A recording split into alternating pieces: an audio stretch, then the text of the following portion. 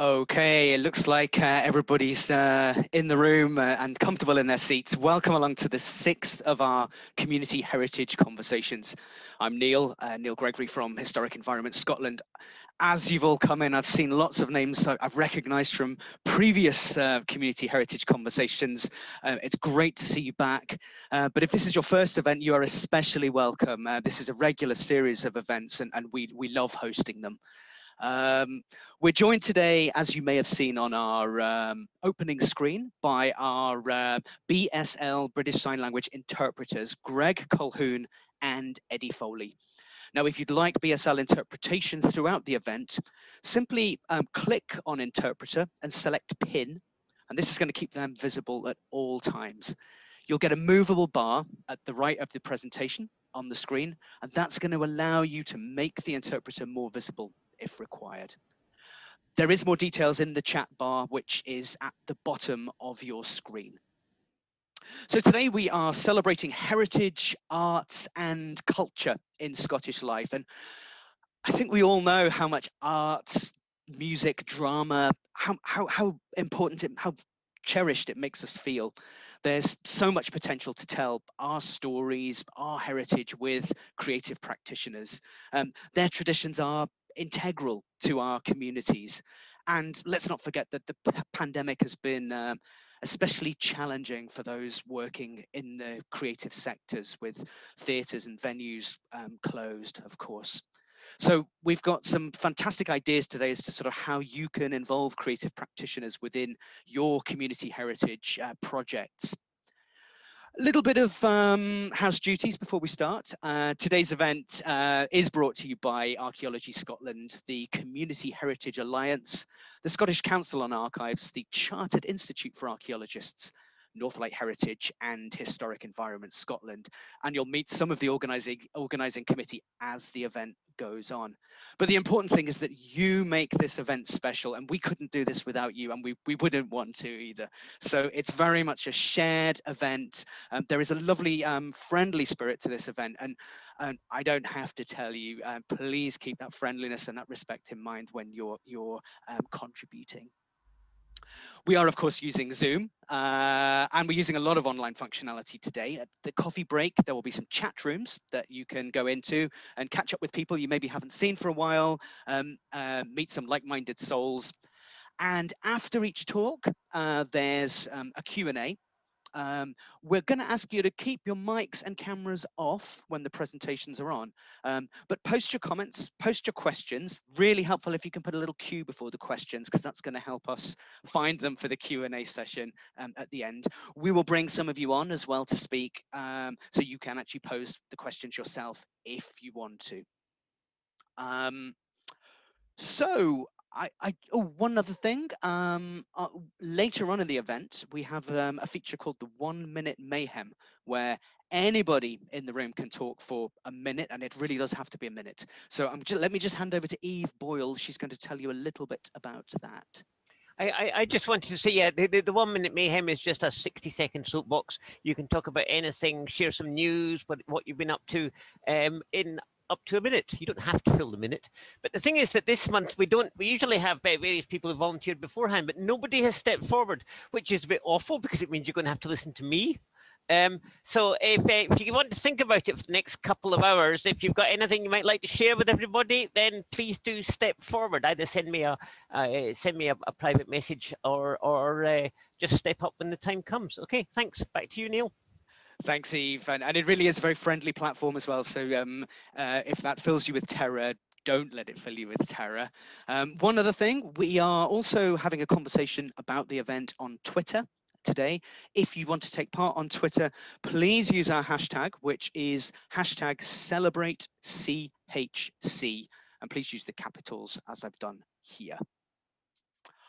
Okay, so without further ado, I'm getting word that we have people in the room today from the United States and from Australia, so fantastic to see you. And one of our speakers today is also joining us from mainland continental Europe. Let me introduce you to Julia Brunner, who comes to us today from the Stiftung Schleswig-Holsteinische Landmuseum Schloss Gottorf. Thank you, Julia. But Julia's presentation is very much focusing on a project that she worked on when we were colleagues in Historic Environment Scotland in 2019. I won't say any more. I'll hand over to you, Julia. Thanks so much for coming along today, and I can't wait to hear what you're going to tell us. All right, thank you, Neil, and well done on the German. Yeah, no, well, thank you for having me. I'm really excited to be here. And I'll start sharing my screen now, the way I learned yesterday from Tess. Hold on. Is that working? Yeah. Can you see it all right? Or Yes. yeah, okay. Yep. Sorry, I couldn't see anyone. Yeah, that's lovely. Brilliant. I'll start that then. Or not. Okay, there we are. Okay, fantastic. Okay, so yeah, I'm really excited to be here today. Hello, everyone. It's lovely to be able to take part from Germany, and I'd also like to say thank you to the CHC committee for taking this digital this year. It's been lovely because I've been able to attend a few of the sessions, or all of them actually. Let's be honest here, and it was lovely.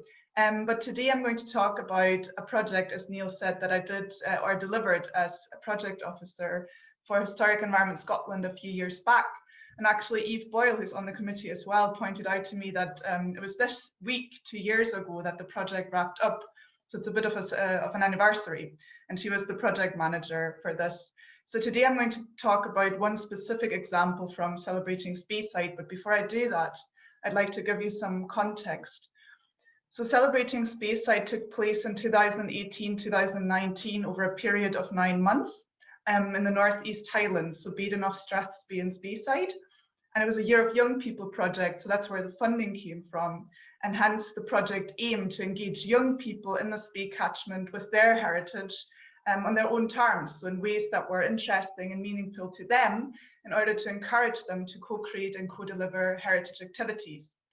And in order to do that, we worked with 14 schools along the River Spey, and within that with 22 classes. So we did 22 different projects ranging in size and length, together with classes ranging from P1 to S1.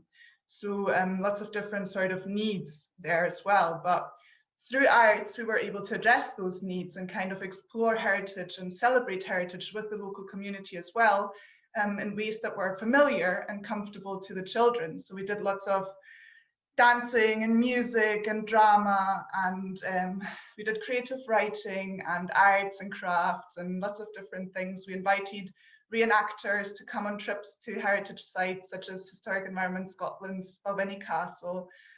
So kind of find lots of different ways that the children wanted to sort of do to kind of explore their local heritage. And all those projects started out the same way. I would go into the classroom and I would introduce, I would bring photos from local heritage sites, show them to the children, talk about intangible heritage as well, and sort of invite them to share their sites and stories that popped into their heads at the time. And then I would ask them to draw something or write something that they thought was heritage and that they'd be interested in exploring. So that's kind of how we find out where their interests lay and what they'd be familiar with or comfortable with exploring. And then we decide together what kind of project we do. And the example today is from Badenoch, Newtonmore Primary School P6-7s. And they decided, as you can see here, sort of on witches and a mill. So they decided to explore a local legend called the Bewitched Mill of Banagher. And they wanted to explore the story and history around that legend, which is sort of tied to a historic place just up the glen from their school. And you can see that here. You can see the drawing from Canmore on the left there. You can see the mill, which basically all of those houses, you can't really see them anymore. You can just kind of see some outlines in the landscape, and maybe from the mill you can also see some stones and stuff, but there's not much left. But nonetheless, that local legend sort of talks about this mill that was in use until the end of the 19th century. And there's reports or letters that kind of talk about the miller at the mill keeping a lot of corn to himself, so kind of swindling people out of their corn there. And people started to use the Canusie mill, which was some 8 miles away instead. And funnily enough, this aspect also features in the legend, which talks about a miller who gave a young widow's corn away And she didn't have anything to eat at that point, and with her children wanted to go to her grandmother's house, but perished in a snowstorm on the way. And the grandmother, being a reputed witch, cursed the mill. And then it's all about the stipulations of, or the tribulations, sorry, wrong word there, tribulations of the local community in trying to sort of get that mill to work again, because the Canusi mill was quite far away. So it's all about that place there. And the children were fascinated by all the bloodshed and drama and witches, and so decided to focus on that. And I'd like to show you just a wee clip, because what they did with the legend was they created a play. They wrote a play and they performed it twice for the local community successfully, and also wrote a book. And I'll tell you a wee bit how we got there, but first I'd like you to see what they did.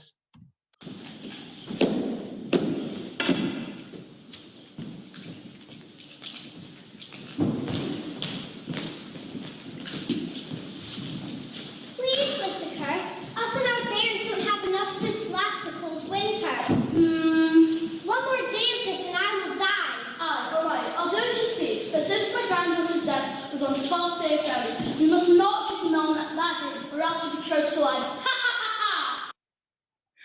Right, I thought that was a good place to stop.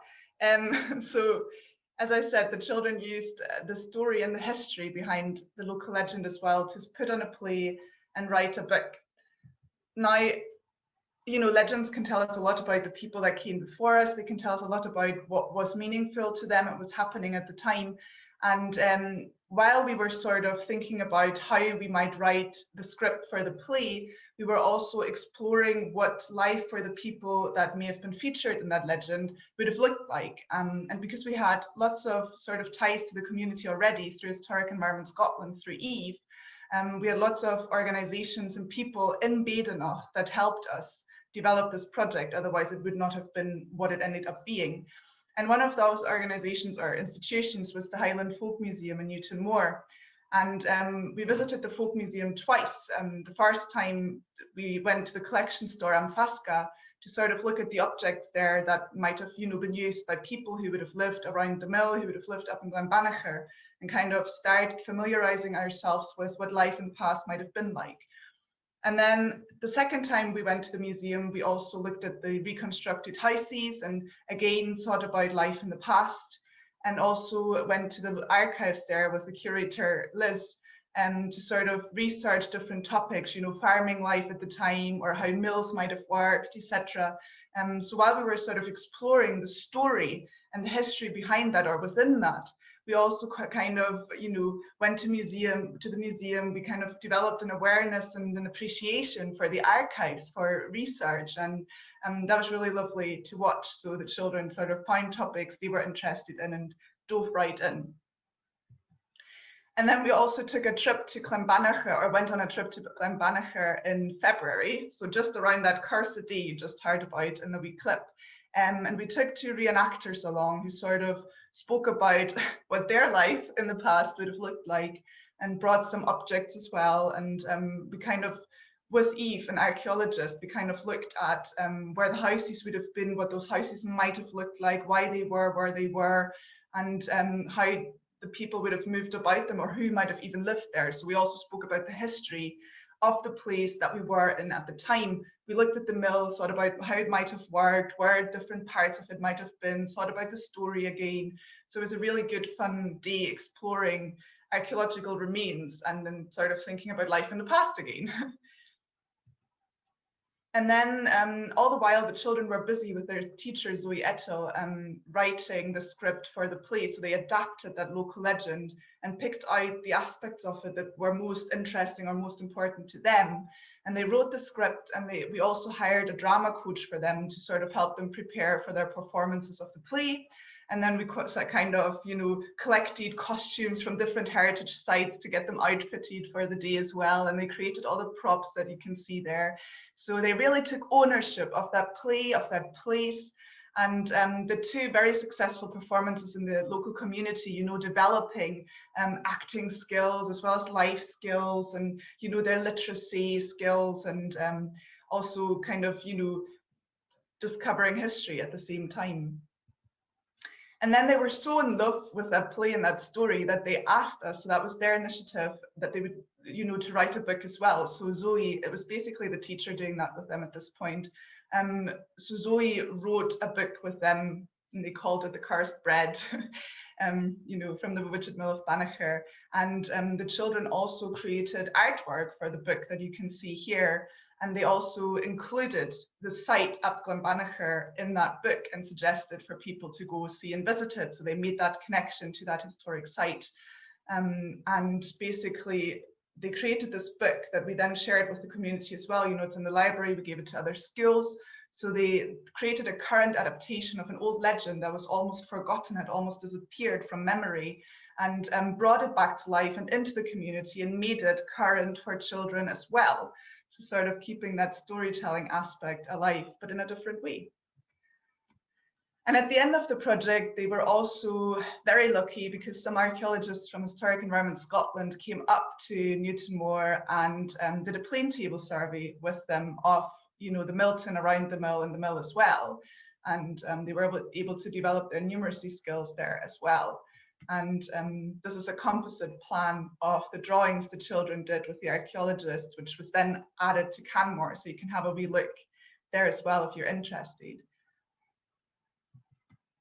So yeah, it was a very successful sort of project that drew on different, you know, community resources as well. So the local community was involved with that. We shared the heritage with the local community, brought a story back to life, you know, put on a play, wrote a book. It was, the children had a fantastic time.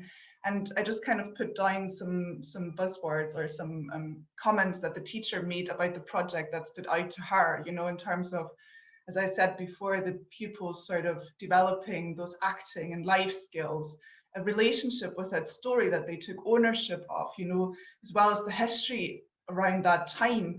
And they developed a real confidence, and the play gave them an opportunity to shine, as she said, where she felt that some students who usually were a bit, you know, more introverted suddenly were very confident and wanted to be on that stage and wanted to show what they had done and what they'd been exploring over the past few months. So yeah, as well as, you know, that lasting memorable experience around a story and a place, and of course sort of Historic Environment Scotland as well. So yeah, that's the end of my talk, and thank you for listening. And if you have any more questions, you can either ask me or Eve at Historic Environment Scotland. And yeah, that's me done. Hi, Yulia. That was really interesting. And hi, everybody. My name's Rosie Wiley, and I'm from Historic Environment Scotland. We'll be just facilitating the Q&A sessions today. So please do post some questions if you've got them for Yulia in the chat, or if anything occurs to you, then you can ask questions in the general discussion later on. So I have a question to start off with. A project like that is a sort of project that will have absolutely created lifelong memories for the young people. You know, they'll remember that forever. So I'm just wondering, are you still in touch with the teacher, or you know, do you have any real nuggets of feedback to share with us from the young people in terms of how they felt about the experience? Yeah, well, sort of some of the children actually follow me on Instagram, but I don't dare follow back because that feels a wee bit creepy. But so in a sense, we're still sort of in each other's lives. But yeah, well, we did an evaluation of the project. So I went and spoke with the teacher, and I did an evaluation session with the children as well. And they kind of, one thing that sticks in my mind is that in one of the sort of questionnaires, one of the children wrote that they didn't know they were sitting on an archaeological treasure trove in Badenoch, which I thought was really lovely. And they were also all talking about how they now took walks up to Glenbanagher with their friends, their family, and they would tell them about the story, and they did picnics there. So all of a sudden, a place that may have not really been part of their life before was a place that was theirs, you know. So that was something I thought was quite remarkable. And I did notice that some of the children who kind of held back a lot, or, you know, some of the children really overcame fears and taking part in that play. You could see that, you know, when we were practicing, that some of them were kind of losing their nerves at that point. But on the day, they were point on, and they did a fantastic job. And we have a question from Anne Cleave here, asking, how can the children's long-term interest be maintained? I mean, I suppose at that point we kind of already, the project was for 9 months, so that's while we were involved. But I spoke to some of the parents as well of the P67 Newton Moore class, and they were talking about how some of the children already had prior interest in history and heritage per se, but then through the project, they developed. So they said this ownership of the place. So I do think that those who already had an interest in the topic more generally now had a specific focus on sites in their local community. And I do think that others sort of discovered that heritage wasn't some sort of remote abstract concept, but that it was quite tangible as well. And they could go and explore it on their own terms. It was something that they could do, in their own ways. So I do think that that was a more sort of sustainable way to do it, to show them that however they choose to explore it, they can do it and it's fine that way. That makes sense? Yep, absolutely. And we have a comment here from Mary Morrison. Yulia, really excellent model of learning. So enjoyed it. Thank you, Yulia. It takes a special teacher to work in such a creative way. Skognil, I'm not sure if I pronounced that word correctly. Loved it. And we have a question from Paula Larkin. Was this a historic environment Scotland? Was this a historic environment Scotland? Was it a one-off or a series of projects? Is this a kind of project HES would fund for community archive and heritage projects? I possibly pass over to Eve if you've got any reflections on that as the project lead at the time. Yeah, the funding for this project came from the Year of Young People. So it was a separate Scottish Government fund. It wasn't internal Historic Environment Scotland money, but as a model, it worked really well. And Yulia was utterly fantastic for the whole time she was with us, doing tremendous energy in engaging lots of children. And we showed how she showed how much can be done with young children, getting them involved in their own local history and heritage. The project hasn't been repeated. It's we don't have the resources to do everything we'd like to do, but the template's still there. There's a big evaluation that discusses all the Yulia discusses all the methodology and what worked and what didn't work. So it would be great if we or perhaps some other organisation could take that up. As to what the sustainability thing, we still in Newton Moore itself, the script's still there. I suggested at the time that we might try it again with another year, maybe in a couple of years' time. That was talked about. That would have been this year, but obviously things have all changed with COVID. But it could easily be repeated in Newton Moore, that particular story, which would be a great thing. But I would love to see this sort of thing being replicated around the country, but we just don't have the resources, I'm afraid. Thanks, Eve. So we've got time for one more quick question from Nicole Smith. I loved the relationship between the historic environment and the legend. Did you find that this was an easy connection to make? Did any new discoveries about the archaeological remains come out of looking at the legend, or indeed vice versa? Oh, well, I think the connection was there because it was that mill in the story. So that was a very strong connection that we didn't really have to work on.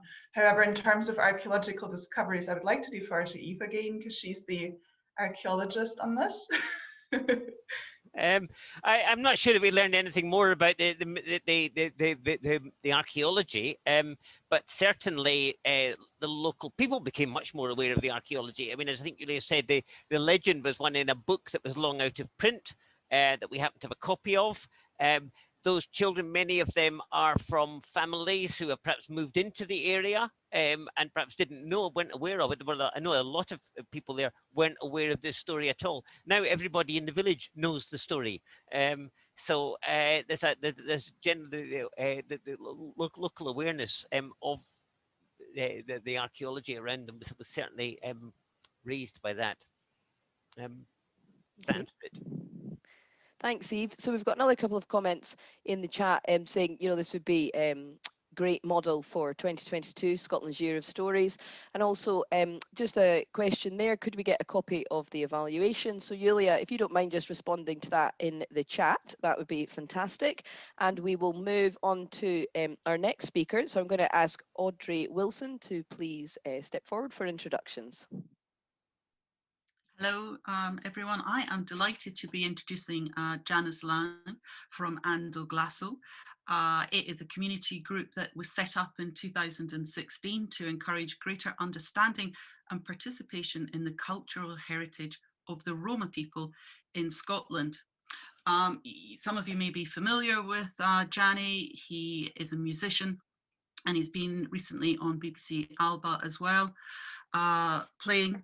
But what's really important, and I think you're going to hear more about it from him today, is it is GRT month, which is Gypsy, Roma and Traveller History Month. And that has been established in Britain since 2008. So it's been going a long time. And Gianni will tell us a little bit more about that in his talk. And he'll be finishing off with a few bars on the fiddle, which I'm very much looking forward to. So thumbs up from Paula there. Great. So over to Gianni now. Thanks very much. Thank you. Thank you for the introduction. It's a great pleasure to be here. Thanks for the invitation. Yes, it's the GRT History Month, so we are extremely busy with loads of different celebrations, collaborations, projects. It is great to be here and talk about our work and our people. I will try to, it's a massive area. Of course, it's always very difficult to condense all this into 10 minutes because we can't really speak of a united Roma nation or community. You know, it is a vast territory of culture and heritage and all that. So I try to condense it down as much as I could to talk a little bit about the history of the people and heritage and a little bit of our work. So I'll try to share my screen. Here we go.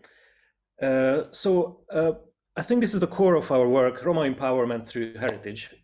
And I think to be able to talk about this or to understand more about it, we need to talk a little bit about the history of people. I put a little bit of a, sorry, I'll try to, I can only move this with my mouse. There we go. So I put a little bit of an introduction. Somehow, sorry, I can't really see this corner with, okay, I'll put you away a little bit. Here we go. So, terribly sorry. Totally sorry. I just bring back the, can you still see the screen? Yeah? Okay. So, in the blood, the music of Roma people, often regarded as gypsy music, is not only one of their most important legacies, but a significant component of our wider European cultural heritage. For centuries, it has influenced some of our most important composers, such as Haydn, Brahms, Liszt, Ravel, Vaughan Williams, Cecil Sharp, and many more. Gypsy music and Roma musicians in general were always sought after for both village weddings and royal courts. The huge demand for the services of Roma musicians created many different genres of gypsy music, such as flamenco, Magyar Nota, or gypsy jazz, to name a few. Roma musicians are regarded as extremely technical, skillful, and creative players whose unique style of playing is unparalleled. But what is behind such influence, knowledge, and talent that often makes people say it's in the blood? It might sound that we are going to focus mainly on music, which is probably true, but hopefully it will become a bit clearer why. A brief history of Roma people, very, very brief. It's a very big territory that would probably could take a whole afternoon to talk about. So I just condensed it down a little bit. Since their arrival from India about a millennia ago, Roma people formed numerous subgroups as they slowly settled around Europe. The first wave of Roma people reached Britain in the 16th century and are known as Romani Gypsies or Romani Chals. Britain already had its indigenous nomadic travelers when Roma people arrived, and over time their cultures have merged. Again, there's a lot we could talk about this, but I'll try to just generally talk about Roma people in Europe. So during the following centuries, there was another wave of Roma people, and Roma migrants from India mainly settled around Central and Eastern Europe and the Balkans, forming the largest ethnic minority of modern-day Europe, approximately 10 to 12 million these Roma people only settled in the UK in larger numbers since the borders of Eastern Europe opened up in the 90s. So and this is the group of people we mainly work with, the more newly arrived Roma people. Their numbers are very significant in Europe. I must, just to give you an idea, I would say the rough estimate of Roma people in Hungary alone is roughly about the 10% of the population. So they're a very significant part of each country, especially in Eastern Europe. Over the centuries, Roma people were regularly subjected to ethnic cleansing, forced labor, and slavery, resulting in their constant migration in search for a better life.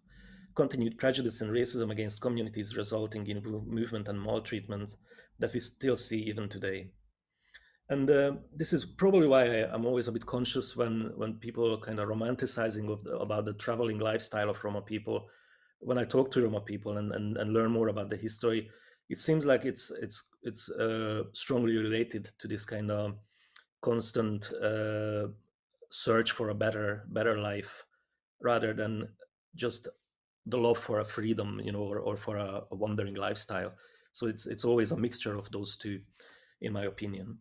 And in every country where Roma people settled, they adopted the local cultures and traditions, mixing it with their own unique heritage, such as language, music, arts, and crafts.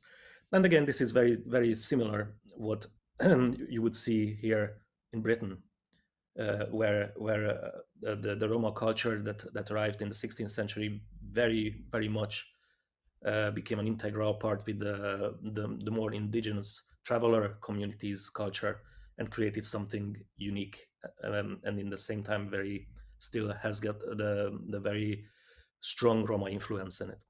So I'll carefully move to the next. There we go. And let's talk a little bit about the heritage. All over Europe, Roma people had to form strong communities that are often centered around professions that they could practice while on the road to survive. This is well documented in the names of Roma subgroups or surnames such as Lakatos, which means locksmith, Lovász, horseman, Kalderas, bucket maker, tinsmith, Ursari, bear trainers, lotari, musicians, and there are many, many more. As these professions meant the survival of Roma communities, they focused on mastering their craft through lifelong training that would start in childhood and be passed down directly from the older masters of the trade. This unique way of focusing one's training solely on developing a specific skill set indeed nurtured outstanding masters of this craft. Amongst all these, music was the craft that enabled Roma people to shine in some of the most esteemed roles in towns, cities, and villages across Europe, supporting the acceptance of Roma culture and people into the wider society. And this is starting to become what is very important for our work with Andoglasso. This is kind of the roots of where we are coming from. As a lot we can learn from this history and this heritage. Just to mention, for example, my grandfather, who is my Roma connection in the family, he was a baker in their village, and he was a very integral part of of this small community, and his origin was never questioned or be of interest of anyone. He was just an important person there who mastered a craft, and he built his own bakery, and he was an important person of the village. You see, and again, to talk about it's a very special way that Roma people pass down their knowledge by generations to generations. Even in modern days, you would still see how young musicians in Hungary are learning the trade in a real life situation, standing behind a group of musicians, and learning it directly and practicing it. And I was talking to Charles Limberger, a very famous musician, not long ago, and he said how important that is, how unique way of learning a craft in such a special way. So yes, moving on, I started to talk about music a little bit here, as it became one of the most important employer of Roma people throughout these centuries. There is a big difference between Eastern Europe or mainland Europe and the UK in terms of this, because in Eastern Europe, Roma musicians and Roma music and that culture was supported and used a lot by the elite of those countries, whereas in the UK or in Britain, it mainly remained the music of the peasants, or an entertainment for them. It didn't become as large as in mainland Europe. So what I said, I already started talking about that a little bit. In Britain, gypsy music was not adopted and supported by the elite as it was in Eastern Europe, where many Roma musicians rose to world fame and became very respected members of both Roma and non-Roma communities. During the 19th and early 20th century, at least 70 gypsy music groups were operating and employing a minimum of 4 to 6 musicians full-time in Budapest alone. Django Reinhardt and Stefan Grappelli formed Quinta de Hot Club de France, making gypsy jazz popular. And even during the communist era of the 20th century, state-supported orchestras were established and tourism kept gypsy music and Roma musicians engaged in Eastern Europe.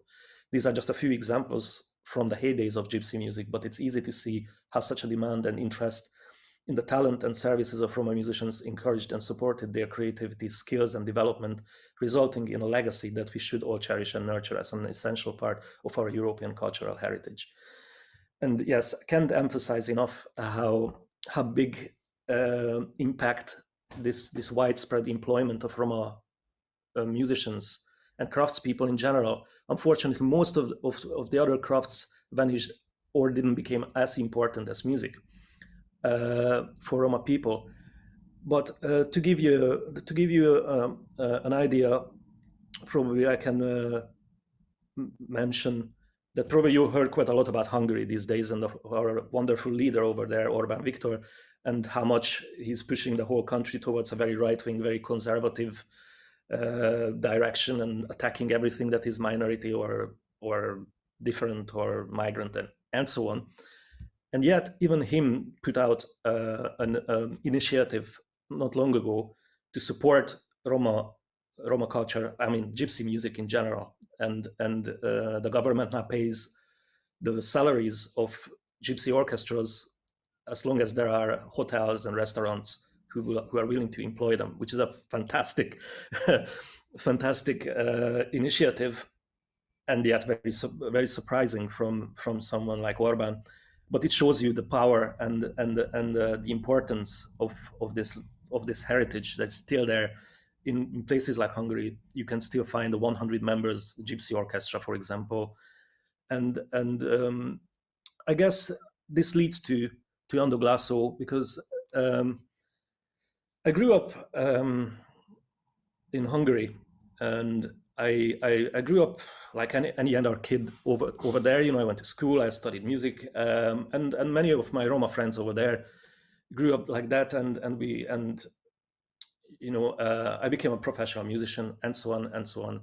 I was always aware of the difficulties that so many Roma people face, and the ghettoization of these communities, and marginalization, and all the troubles around Roma communities, and I always wondered what was that kept me and so many people on the surface, to have the opportunity to be an integral part of a society, and the answer was always somewhere around this kind of strong heritage, especially music. And the idea of Ando Glasso started there, and I started to reach out to Roma people around Glasgow out of curiosity to see if I scratch the surface, how much of this culture can I find. And to me, not so surprisingly, I found a lot. And we started to work with Roma people. And well, what I wrote about Ando Glasso is, in modern days, the opportunities for Roma people to practice their traditional crafts have mostly vanished, and rich gypsy music traditions are being replaced by more modern trends such as Manele, which is a very modern kind of gypsy pop music style that pushes out a lot of traditional musicians and styles. And even now, Roma people remain largely marginalized, often living in segregated ghettos, and are a target for populist media and politics. We see similar trends in the UK, and Roma people's rich cultural heritage often remains an uncharted territory for Roma empowerment and inclusion. At Ando Glasso, we see the vicious circle of marginalization, ghettoization of Roma communities, causing social and cultural deprivation that affects important aspects of Roma people's lives, from mental to financial well-being. We are aware of the important role that our own Roma heritage plays in revealing the truth of our past and shaping our future. We believe nurturing and showcasing this heritage is the key for our communities in the UK and beyond to flourish. And I guess what we mean by that is that while it is good if there is plenty first aid support for Roma people, we need to be very careful as well not to strengthen bubble around communities, bubbles, and we need to provide long-term opportunities, meaningful opportunities that Roma people can easily reach and identify with, and we believe heritage and culture seems to be one of the best ways to achieve that. And so over the years we run loads of various different projects, from live events. We are based in the CCA, the Center of Contemporary Arts, and until the pandemic, we've been running all sorts of regular monthly events, such as the Transylvanian Ceilidh, which employed local Roma musicians to introduce their culture. But we also take people to prestigious events like Celtic Connections or the Scots Fiddle Festival. We nurture groups, helping people to form their own groups within their own different communities, whether it's Romanian or Slovakian or Czech or Polish Roma. We also have initiatives that brings all these people together to create together and create a group together. This is our Ando Glaso collective. And through that, we achieved to secure lots of various different opportunities for these people. We're just finishing an artist in residency for the south side of Glasgow. We also developed an online creative platform for Roma people, which is we are just about to launch. We've got a bit of a delay on it, but you can see under there opaopa.org. Opa is going to be the title of this platform. And so yeah, we also have a youth group. We are about to play at the debated fan zone event this Saturday and on the 3rd of July as well. So you can always have a look at Ando Glaso and our Facebook page as well. We try to put up everything that we are doing. And I'm not sure, did I spoke maybe enough? And I can maybe play you a little bit of music that I learned from some of our musicians. And hopefully very soon you'll be able to come and see us either in the CCA or one of these events. And please come and please meet our people and enjoy our heritage and culture. So here we go. It's a wee tune. Fantastic. Yep.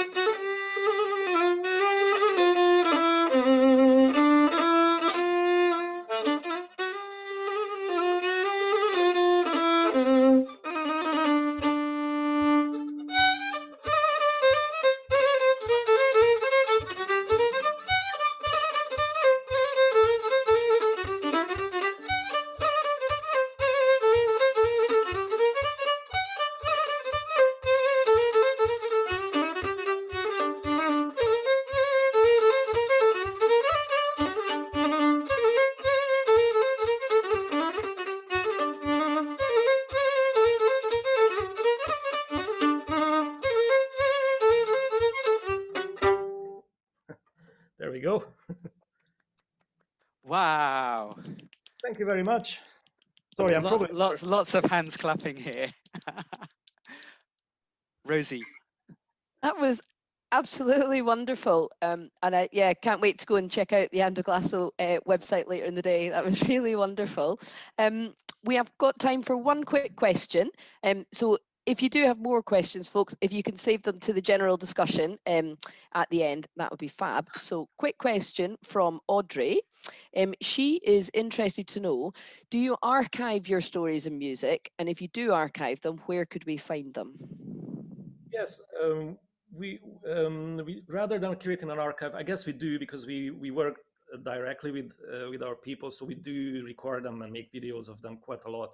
It's mainly for the public to enjoy and for them to share their culture and heritage. But I think the the OPA platform will have quite a lot of the music and videos we created, and we are hoping to keep building it up there. And we also just applied for a new project from HLF. So hopefully, if that goes through, we will be doing a lot of collecting cultural heritage material from a large number of Roma people that will be showcased on OPA, and also will be showcased in the National Library of Scotland. And this whole thing will lead to a cultural festival. So cross your fingers for us to get that funding, and then we'll have all of that.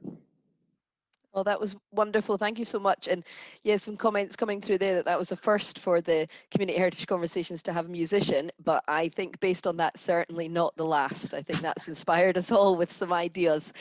So I'm going to pass back over to Neil to introduce the next speaker. I think it really has inspired us, Janos. And don't forget that if you do have any further questions on Ando Glasgow, please save them to the end, because we have reserved a bit of time for further discussion. But now, I think one of the wonderful things about this event is, although we're all sitting in our homes, in our offices, wherever we're sitting, we do get to travel around a lot. And now we're going up to Dornoch. And it's a great pleasure to welcome Caroline Seymour from the History Links Museum. And her presentation is Let's Talk About Dalnermain. It's the East Sutherland Longhouse Project. Hi, Caroline. Hello, thank you very much for inviting me. I just have to say that it's amazing when people take an interest in a project that's taken over our lives for about 5 or 6 months. We didn't think about anything else. So thank you for taking an interest. Wonderful. I'm going to share my screen with you now, if that's okay.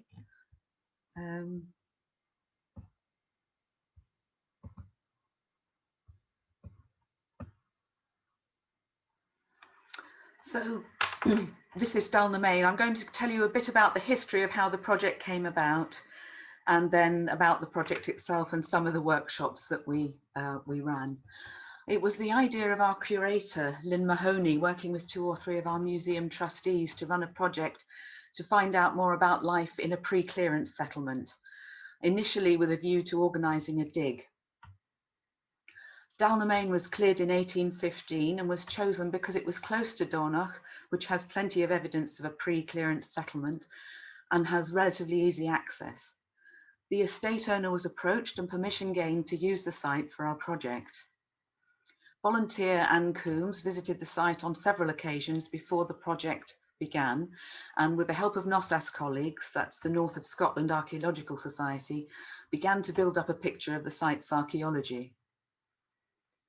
In the History Links archive, Lynn discovered a fascinating extract from the diary of John Matheson, who grew up at Bray, Dalnermain, during pre-clearance times. And then in the archives at Timespan in Helmsdale, a copy of the rent rolls for Dalnermain from the Sutherland Estate Papers of 1807 was discovered.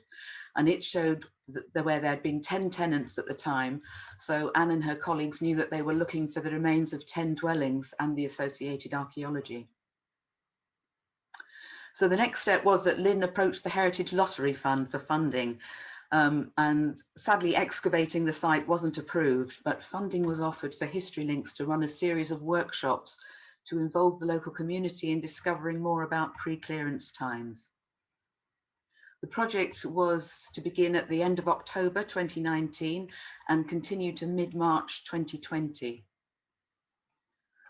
Lynn drew up a list of possible workshops and leaders, and her plan was accepted by HLF, who agreed to fund the project. They gave us £15,400. And this is where I came on board as project manager for 2 days a week, with a sessional worker, Kerry, helping for 4 hours a week. So throughout November, December and beyond, I was approaching workshop leaders and organising events, venues and publicity.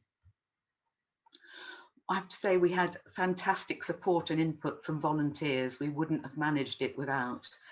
One of the requirements of the Heritage Lottery Fund was to hold a final event to draw all the information and experiences gathered together. And we decided on a day event with a site walkover in the morning and a conference in the afternoon, for which we had about 70 bookings by the end of the project.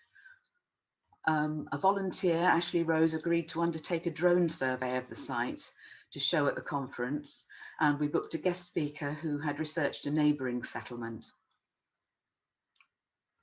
So, museum volunteer Peter Wild, shown here, agreed to make a film record of all the events that took place throughout the project, which was a major commitment, and this was to be shown at the conference. The majority of the photos here are his work, but the ones that are blurred like this are mine, I'm afraid. In addition, volunteer David Mahoney offered to produce a scale model of the site as the centrepiece for the project's museum exhibition, which was another requirement of HLF. And with the funding, we were able to offer free workshops and events. And this is a summary of some of them. Sorry, wrong button. While still being relevant to our pre-clearance research, we wanted varied events to appeal as widely as possible to all age groups and to include those who as yet didn't have any connection with the museum. Events were held in a number of venues at different times and days of the week, and we tried to include both practical and more academic topics. Workshop leaders decided on the number of participants for their events, and places were taken up on a first-come, first-served basis, with lists of reserves being held in case participants dropped out. And in all, 28 events were held in 10 different venues. The first workshop of 2020 was a visit to local silversmith Peter Rowland's workshop. He talked about the itinerant silversmiths who would have been hired to mend broken items or perhaps to make a piece of jewellery for a special occasion such as a wedding or a christening. We gathered together a few ounces of scrap silver between us, and Peter demonstrated how this would have been melted down, formed into an ingot and then hammered and heated to produce, in this instance, a spoon, which found its way into our exhibition. The next workshop was a day-long willow weaving workshop where Pippa Tran explained the practice of coppicing and then took the brave participants out into the icy wind and rain to make willow hurdles. This was January, early January. We felt this was pretty authentic, both with the weather conditions, and the hurdles would have been used in pre-clearance times in many ways, inside and out, for animal pens and room dividers and so on. Sally Wild and Anne Coombs then led 2 workshops on working with wool. The first one, there were afternoon workshops, and at the first one the participants tried carding and spinning wool, both using a drop spindle and a spinning wheel. And at the second there was a demonstration of dyeing homespun wool with indigo, which would have been imported at the time and sold at the country fairs. In fact, the idea was to produce a blue wool which could then be knitted into a copy of the blue berets worn by the pre-clearance drovers.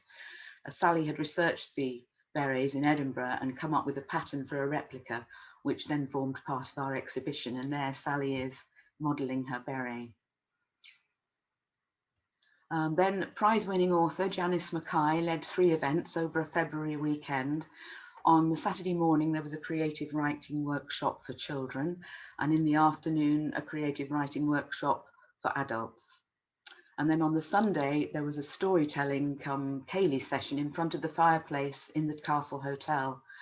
Janice told stories, 2 local musicians played the fiddle, 2 local Gaelic-speaking boys recited some Gaelic poetry, which was beautiful.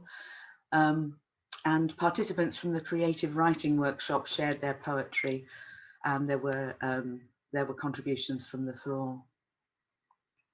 The next workshop, which I just jumped to, was leathercraft, which was led by Anna Renouf. She is a saddler actually and makes saddles, but also other things. and a volunteer had recycled some wooden floorboards to make 8 stitching ponies for our participants, and they learned how to stitch with 2 needles at once, and each produced a leather belt pouch, which you can see here. The next workshop was a 2-day workshop working with students from Dornoch Academy, music students. Musician Gordon Gunn came from Wick to work with the children. He had actually written a melody for the project, specifically for the project, which the group then arranged for flute, fiddle, there was a guitarist, drums, and voice as well. And it was recorded, and we were supposed to be giving this a live debut at the project conference. We had great fun. It's a really haunting tune. It's lovely. I'm sorry now that I didn't bring it to play to you. The next workshop, as you can see, was a day spent up at Dalnermain, where Dave Goulder led a workshop in which the participants repaired a broken dry stone wall. They were using stone that had probably been robbed from the original longhouses on the site in the settlement in order to build sheep enclosures after the clearances. Other workshops included a number of site visits, a presentation on digitising the past from Jackie Aitken of Timespan at Helmsdale. There were 2 workshops led by Ebby Ritchie at University of Highlands and Islands, looking at maps and documents. These were very popular. And there was a coach trip to the Folk Museum at Newton Moor for a guided tour of the reconstructed pre-clearance settlement there, with a special focus on building construction and a thatching with heather demonstration. The penultimate event was led by Henry Fosbrook at his workshop, where he demonstrated using a shaving horse and a pole lathe to produce a spurtle from green wood. The participants learned the basics of green wood carving by hand, and each produced a wooden spoon carved from donated green sycamore. Again, these are on show in our exhibition. The other thing that happened during the whole time of the project was that the members of our museum's Young Curators Club for 8 to 12-year-olds was involved in the project during their term time weekly sessions on a Wednesday after school. They made a site visit to Dalnermain with Anne Coombs, learned about the music and poetry of Robert Burns from local musician Martin Treacher, and shared a mini Burns supper. They visited the silversmith's workshop for a spoon making demonstration and learned about the maps with Anne Coombs. They had their own wool workshop with Sally and Anne, each having a turn at carding and spinning, weaving and knitting. And several members took part in the creative writing workshop and the Cayley event that I told you about, as well as helping Dave Mahoney to build the site model and make a film about it. And then COVID-19 struck. We had to abandon both our final workshop for the public, which was food production and cooking, and our day conference, and think of a different way to round off the project. Our cooking workshop leader, Jenny Neesham, gallantly donned 18th century costumes, set a tripod over a turf fire, and Peter filmed her cooking the dishes the participants would have prepared at the workshop: coddled egg, nettle haggis, apple duff, bannocks and Sutherland oat cakes. She did the lot. So our workshop filming was actually complete, although we didn't have participants at that one. And then instead of the day conference, we decided to sum up the project in a series of 4 videos to go on our website. The one, Dalnermain from the Air, was the drone survey that was done. There was the archaeology of Dalnermain, which Anne had researched, the story of John Matheson, who was the diarist who'd lived near Dalnermain, and the actual filming of the workshops of the Longhouse project. All these videos can be seen on our website if you're interested, and you'll hear the music also there. There were 2 further requirements that had been laid down by HLF. One was to write a detailed appraisal of the project, and participants were asked to complete a feedback form from which we were able to compile various statistics to illustrate our appraisal. The other was to write a booklet to accompany the exhibition. The booklet outlines the project and includes a section at the end summarising the findings from the feedback forms and the project appraisal. The booklet was also available in the museum and can also be read on the website page by page. We encountered 3 or perhaps 4 main difficulties throughout the project. One was one we could do nothing about, and that was poor weather. A lot of our events were outdoors, and we had some really stoic participants, and thank you to all of them for joining us when it was really bad. We had a lot of cancellations, probably due to poor weather, and they were often last minute. And I think they also were due to the fact that people didn't have to pay, and so there was no penalty to deter cancellations, but we did manage to have enough people to fill the places mostly, so that was great. The final thing was, well, the third thing was time constraints, which inevitably were imposed. We had a limited time for workshops because we had to pay our leaders, obviously, and we had limited funds, so we did what we could in the time, but people were very enthusiastic and were asking for more of the same, which was great. The positive spin-offs from the project were identified as increased knowledge about the period, new skills acquired, new acquaintances and friends made, increased trade at our local craft shop, whose actual spindle and wool sales shot up, publicity for our workshops and leaders and the museum, inspiration to join local classes and clubs, examples spinning. Old hobbies were resurrected, new ones begun, and one woman started her own online creative writing workshops. And of course, there is the exhibition in the museum for our visitors to enjoy since lockdown. So I hope that's given you a bit of the flavour of it. That's it. That was wonderful, Caroline, and what an absolute power of work. Really wonderful to listen to. We've got a question from Sophie. I think you may have answered it, but I'm not certain, so I'll just check.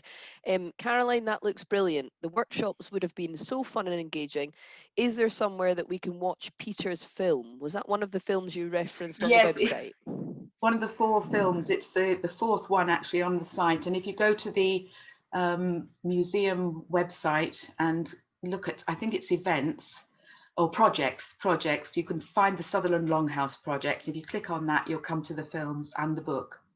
Oh, great, thank you.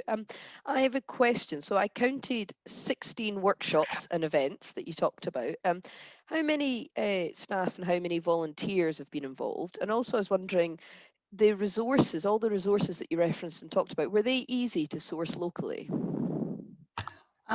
The things that we could manage to source were really shaped the workshops that we had.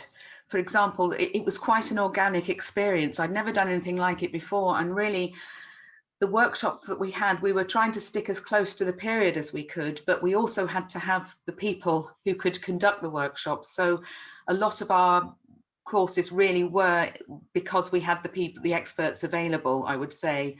The leatherworking, for example, I happen to know the person who did that from when she was a child, and I knew that she did leatherworking, and she sourced all the material for that because she was the expert and so on.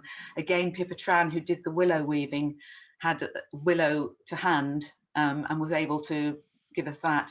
The leatherworking, the ponies that we had for stitching were actually my old floorboards that were recycled by a volunteer. So, you know, it just went with the things that we'd got really, and we happened to have a silversmith literally just down the road from us who we knew already, who was willing to take part. The enthusiasm was actually absolutely overwhelming. I get quite emotional when I think about it because some of our workshop leaders actually did it for virtually nothing, but others we paid, quite rightly, you know, it was their time and expertise. It was just very variable. I can't tell you exactly how many participants, how many volunteers there were, but there must have been 20 people involved, I would think. I was paid for 2 days a week, and my colleague Kerry did 4 hours a week. Our curator contributed enormously. I mean, she was wonderful. It was a real team effort. Peter, I went to all the workshops, which was amazing experience, but Peter was also there filming everything every time. I mean, it was an incredible undertaking. I think when we started, we hadn't realized what we'd taken on, but once we got going, we couldn't stop. So I didn't want to. Everybody was so enthusiastic. And there was quite a high percentage of people attending who hadn't had anything to do with the museum at all. So it was great. Oh, it sounds wonderful, and no doubt has inspired, local interest and engagement. So it'll be really interesting to see what's coming. What comes next from it with skills and interest. Yeah. Yes, we actually, it was COVID put paid to that really, because one of the questions on the sheet was, would you be prepared to help at the museum or be a volunteer or whatever? And lots of people said yes, but then COVID came and it sort of flattened everything. But we are running walks and workshops this summer, which will be paid for because we don't have the funding for it.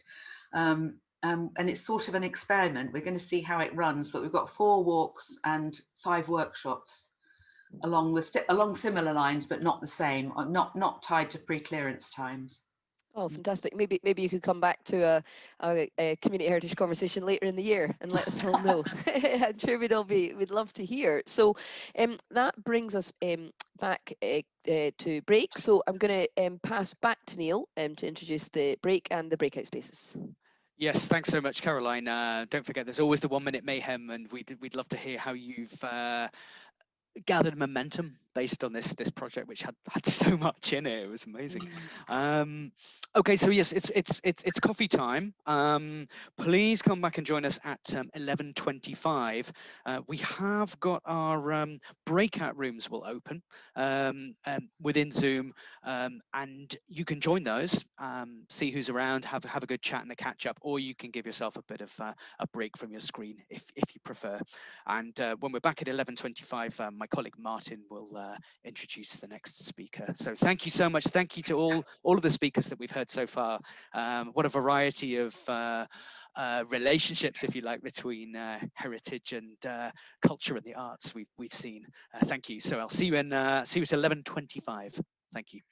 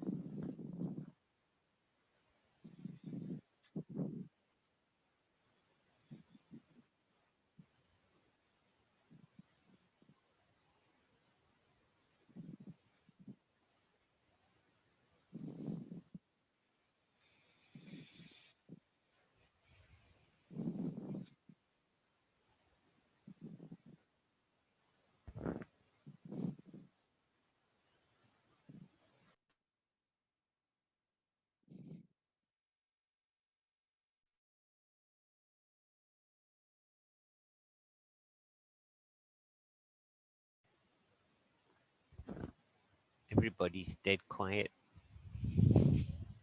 Nobody came to the breakout rooms except Yulia and I. Couldn't find them, Eve. No? Oh. No. I took my dog next door because she was getting a bit itchy. That sounds like a fair enough excuse. Yeah, well, she was on the settee next to me on her back, kicking me with her back legs, and I thought, oh, I don't want this.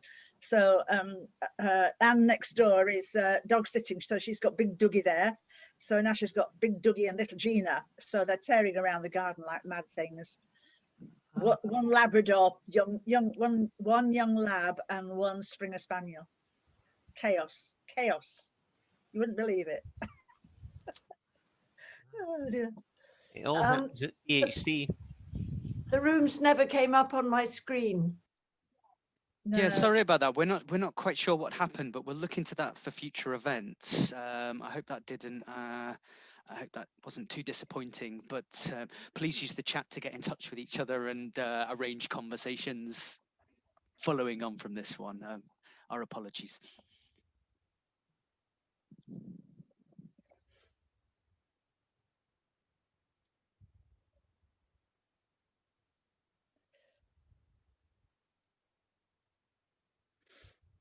So I think we're just about ready to start back, and let me introduce you to my colleague Martin, who's going to introduce the next speaker. Thanks, Neil. My name is Martin Ross from Historic Environment Scotland. I'm here to introduce Eleanor McKinnon from the Oban Communities Trust.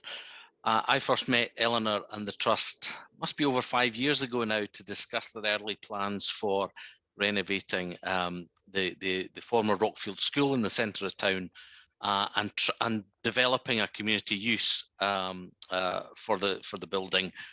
I have been mightily impressed all the way through this project at the ambition involved, the breadth of engagement and discussions that have gone on between the Trust, Eleanor, and the greater Oban area. And that's what I think has been so significant in recognising that this building and its activities and outputs could affect so many different people. And I won't give you any more details. I'm going to pass you over to Eleanor, who'll explain what they've been up to in that time. Eleanor, am I sharing my screen, or are you going to do it? I'm going to try sharing my screen myself. Right. I'll try and see whether that works. Right, that's come fine. back to you. Give me a shout. I can do it if you need me.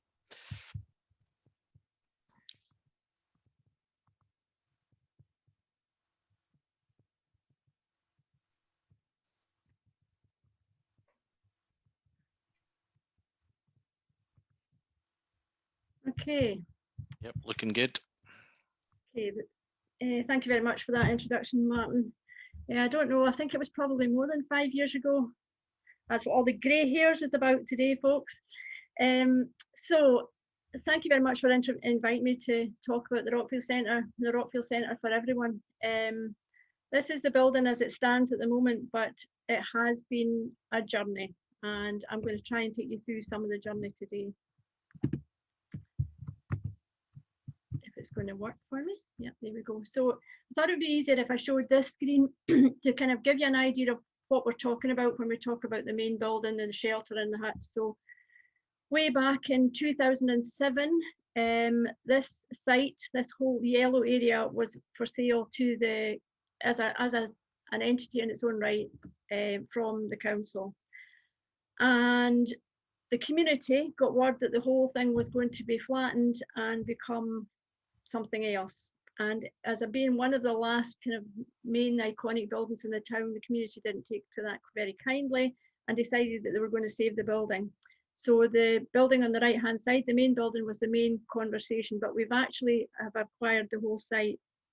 And this graphic here kind of talks about where we were at the very beginning, about how we planned to progress things through and how we were going to take the community with us. But it was very much about saving a building, but saving a building for a sustainable future. So what did we do? We went out and we consulted with the community. We came up with 4 themes that the community wanted to progress. So arts and culture, history and heritage, education and enterprise, and community wellbeing. And those 4 themes we've kept right from the very beginning, from 2007 until we got the doors open this year, or supposedly open. I suppose really there was a lot of planning happened during the time that we were going through that whole fight to take on the building, but also the process of bringing in funding to save the building. Very much at the very beginning, when we spoke to the community, it was about you need to make sure that you keep activity going. So we took on the previous slide, we showed the 2 huts. We kept activity going in the huts, and we started getting activity and engagement going. We had various small heritage projects, we had various small arts projects, and just as we've evolved, they've kind of merged much closer together, and I'll explain that a little bit later as we go through. And I seem to have a message coming up on the screen. So 2019, it all became real. The funding was all in place with a host of funders, including a community shares offer. And in March 2019, and I mean 31st of March 2019, the contract was signed. If I didn't get it signed on the 31st of March, we were going to lose funding. So it was, even at that date, it was very, very last minute. There's been lots of ups and downs. But by May 2019, we had a contractor on site and they had started to work on the main building. But we continued to work with the community and continued to deliver activity. For some reason, my slides are not working. But then 2020 happened. And everybody knows what happened in March 2020. And I would say at the end of 2020, my words to everybody was, well, we're still standing. We lost income overnight. We have a car park adjacent to the site, which belongs to the trust, and that was an income generator. That was keeping staff in posts. We had activity going on in the huts, which then became too small to be able to use because of COVID. The community were turning to us, wanting us to be an anchor organisation to work with all the wider community about all the different things that the volunteers were responding to. So we had people making masks, we had people making gowns, we had food initiatives, we were delivering food. It was just basically everything was pulled together. But I would say that the main part of 2020 for me was that our team, which is a small team, all came together and we really pushed the boat out to make sure that we're keeping activities online. The building was stalled. We couldn't do anything with the building. The building was stalled. It was stopped. There was no work on site, but we carried on working right throughout the pandemic, trying to get activity out, trying to keep arts projects going, and at the same time, trying to keep ourselves afloat. And also knowing that because the building had been stalled, that there would be additional costs.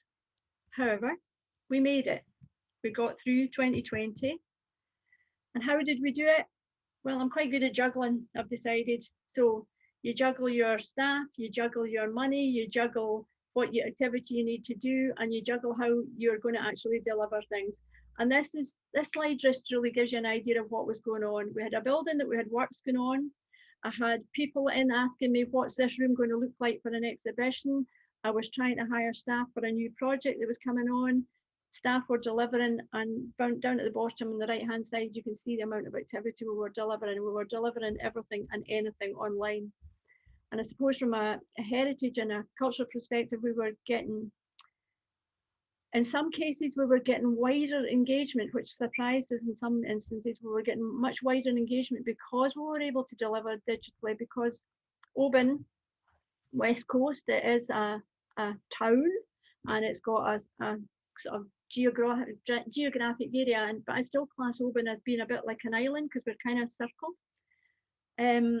But within that circle of Oban, there is the hinterland, and it goes, it can go out as far as Dalmally, Lachau, Appin, and we're talking like 20, 30 miles away. So we were getting engagement from activity in the outlying areas where they may not have come into a workshop, but they were engaging with us online in delivering workshops. And we continued juggling and keeping ourselves going. And in November 2020, through ups and downs and lockdowns and unlocks and starts and stops, we actually were given the keys of the building. Massive, massive step. It was like, I don't actually know what it was like. In one hand, I was super excited we were getting in the building, and on the other hand, I was absolutely terrified because now the community had control of a building that was complete. We were in the middle of a pandemic, and how we were going to keep things going. So yet again, we did more juggling, but I think the learning we've taken is that you take baby steps. So you just do what you can when you can. You plan for what you want to do, and if it doesn't happen, you just accept it and you move on. So juggling continues. This is where we are now. We've got a beautiful building. It's got a distinct nod to the past. We were very aware it was an old school, and we wanted to keep that feel of the past within it. It's a listed building. It's a B-listed building. But we've also brought in, it's got good IT connection. It's got nice lighting. It's just a lovely building. And we brought on additional staff. The two staff on the left, one is our heritage officer, and because of the pandemic, we've now got a wellness officer. So both of them have come on board, and that screen there is where we were trying to engage children and young people involved into the project. And Elizabeth created, with our volunteers, we created a heritage trail, a walking trail for families to go around the town, and that's their end slot. They come to the selfie picture and they can take their selfie. So though they weren't getting into the building, we were leading them around the town, talking about heritage, but always leading them back to Rockfield, because in the end, it'll be bringing the next generation into this building that will keep this building going. I think 2020 has, my background is community development, and I've always been, I'm what is described in Argyll as a well-kent face. So I have a lot of connections in Argyll, and I think 2020 has been the time when the connections have been really, really important. So from the very beginning at 2020, we were approached as an anchor organisation because my background was community development. I knew all the groups that were going to be delivering activity, and I couldn't sit back and see my community needing activity.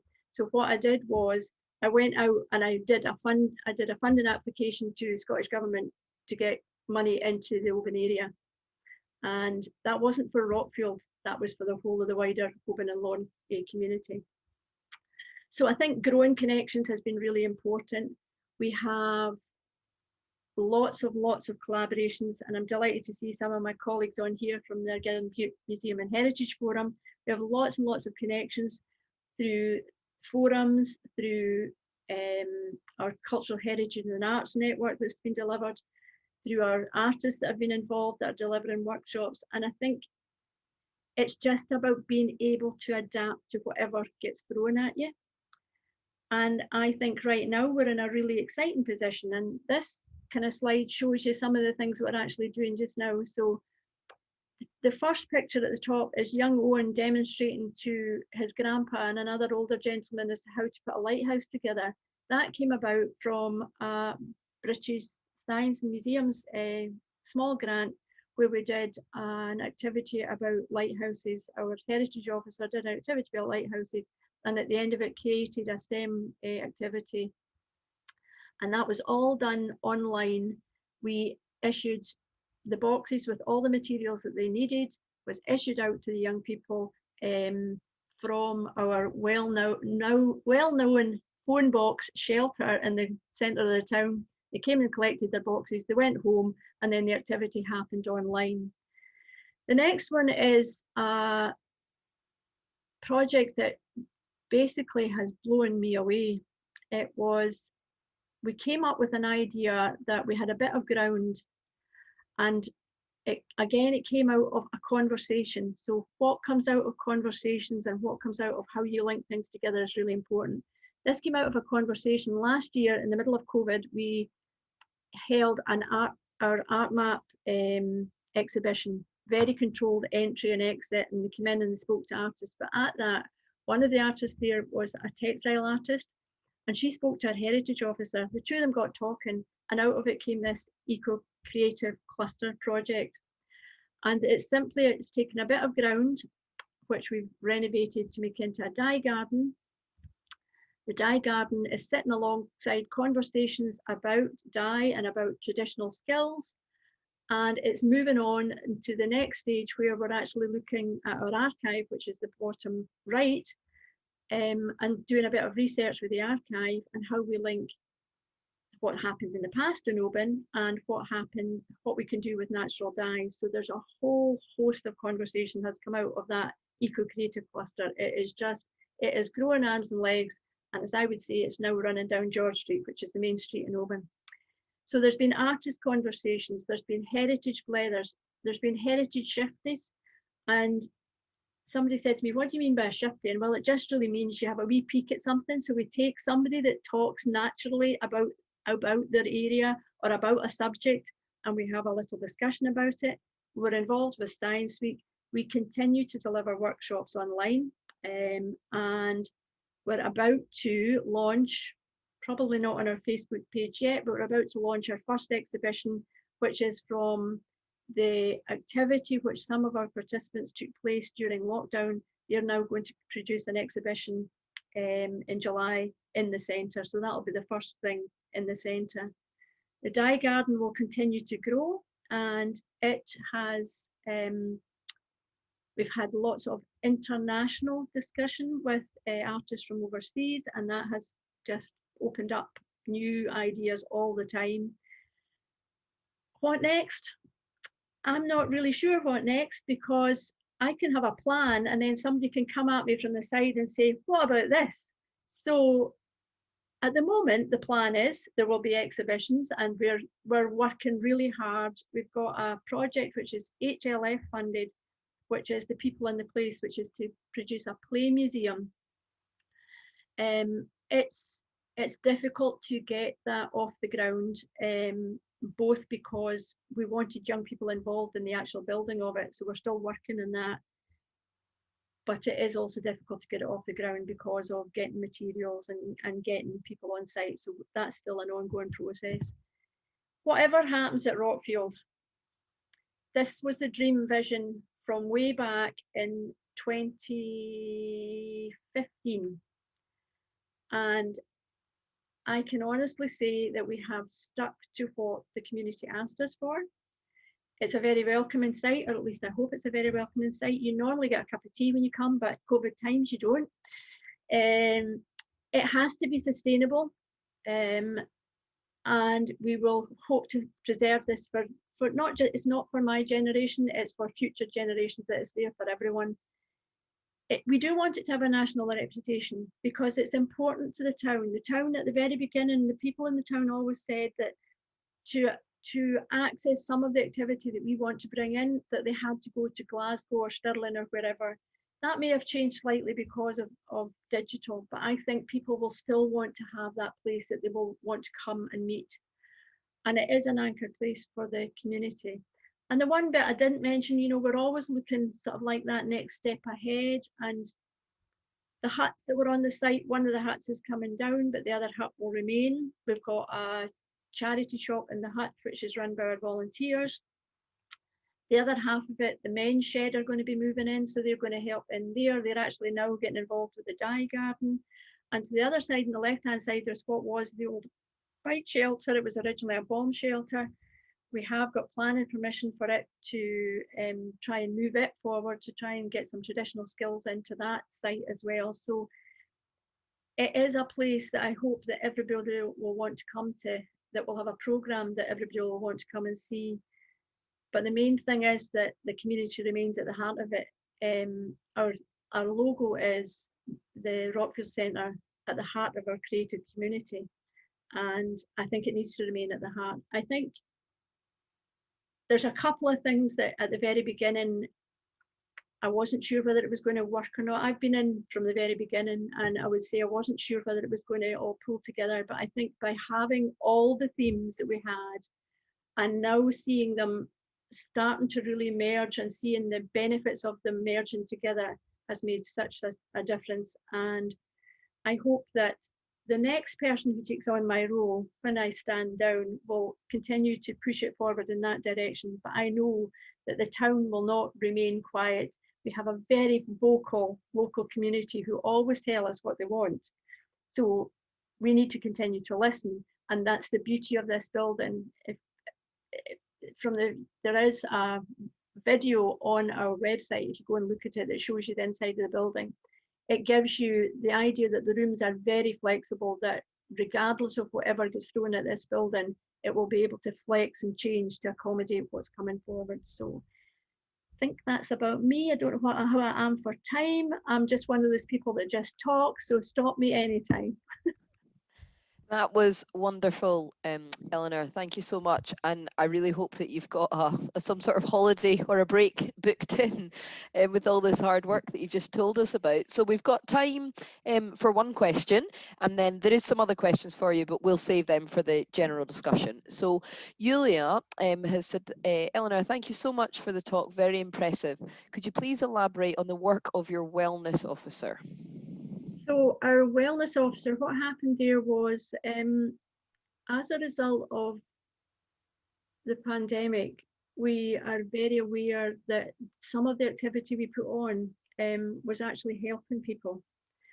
But we're also aware that it's quite an older generation. There is an older generation in the area, and we thought that there is a bit of a fear factor about coming back out into the community. So we were trying to combine both to give an opportunity that people could come into a safe space that they felt they were comfortable with, but using our creativity, using our arts and our creativity and our heritage and all of that to take forward a programme. So it was through Adapt and Thrive that I got the funding from, and she's a very practical, hands-on. If anybody needs a calming voice, Nikki comes in and she's my calming voice, and it's just a very good it's a very good way of bringing creativity into your activity, but actually helping your actual mental health and wellness. And I think that has been proven through, particularly through our some of our arts workshops and music. At the very beginning, I had again local connections, and I was phoning everybody, give me a video, I need a video for the website, so we could get music out there. And I think the feedback we got from that was, it was giving them something to hold on to. So we wanted to try and elaborate that with the wellness, and just, again, try and just make sure that we're keeping wellness, community wellness and art and heritage all kind of in a circle, is how I would describe it. Well, that sounds really fantastic, and there's some more questions actually coming through, and so I think we'd definitely like to pick this discussion back up in the general discussion point. So thank you very much, and I will pass back over to Neil.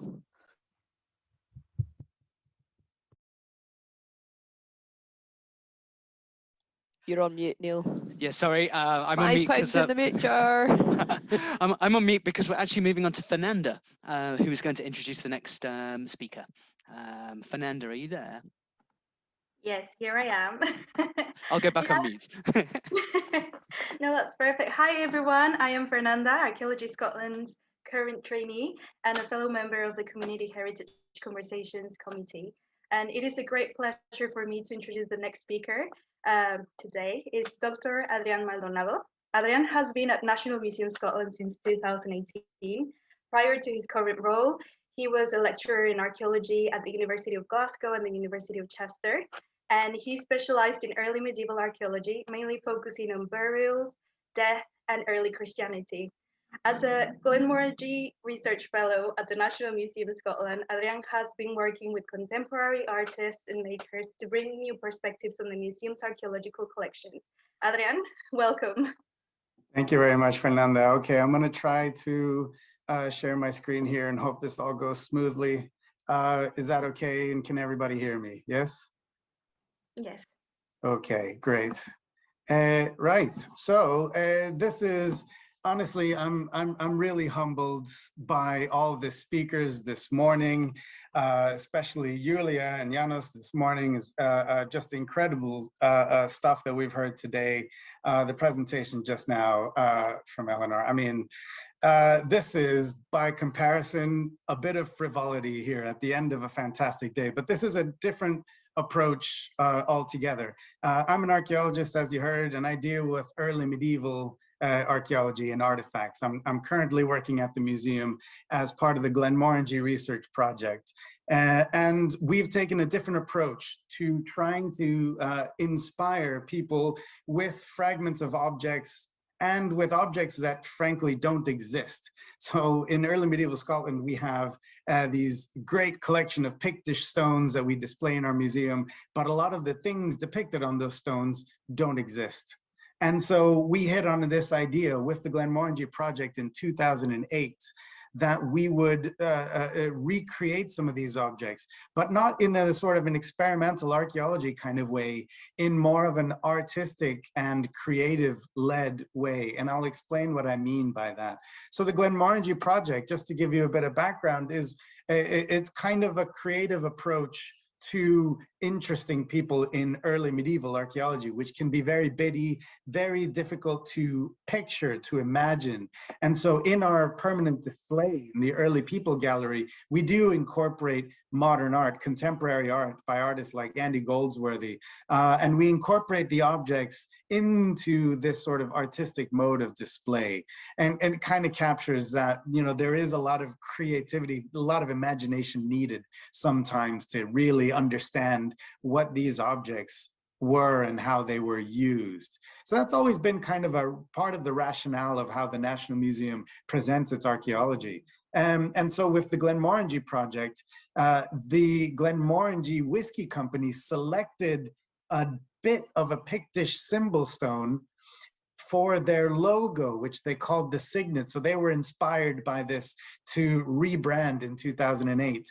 And we ran with that idea, and we decided to sort of help recreate some objects which didn't exist as part of the research that they were sponsoring as part of this partnership with the museum.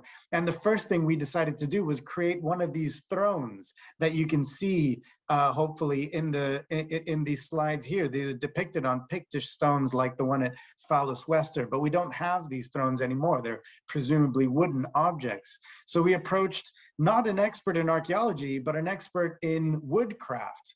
And this is a master furniture maker by the name of Adrian McCurdy. And we were able to sort of ask him, as a master of woodworking, what he would do to create an object like this. And we watched him and we sort of observed the tools that he used, how he used them, how he sourced his materials.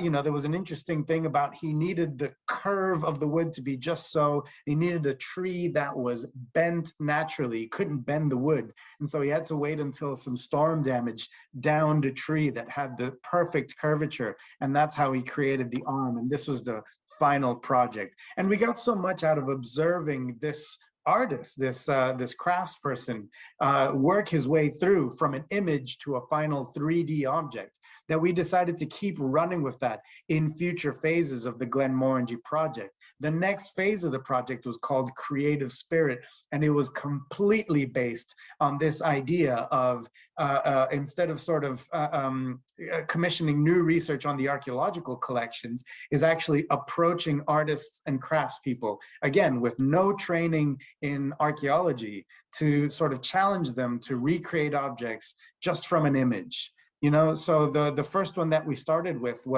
is a drinking horn that we have represented in numerous Pictish stones. And so we approached a master traditional horn carver based in Sutherland called Johnny Ross. And we asked him to create something sort of the size and shape of this iconic Pictish stone that we have at the beginning of the Early People Gallery from Invergowrie.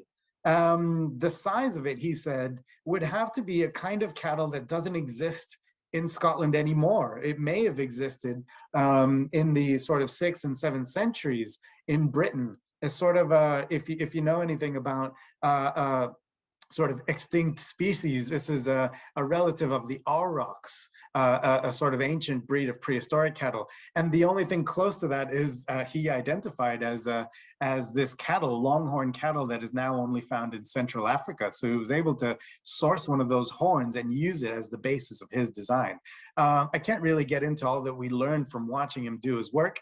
But we also then commissioned for the terminal, this bird-shaped terminal at the end of the drinking horn. We know from other examples was probably made out of bronze or silver. So we had a silversmith based in Edinburgh, Jennifer Gray, who we've continued to work with in later projects. We started a really great relationship, and again asked her to come up with something.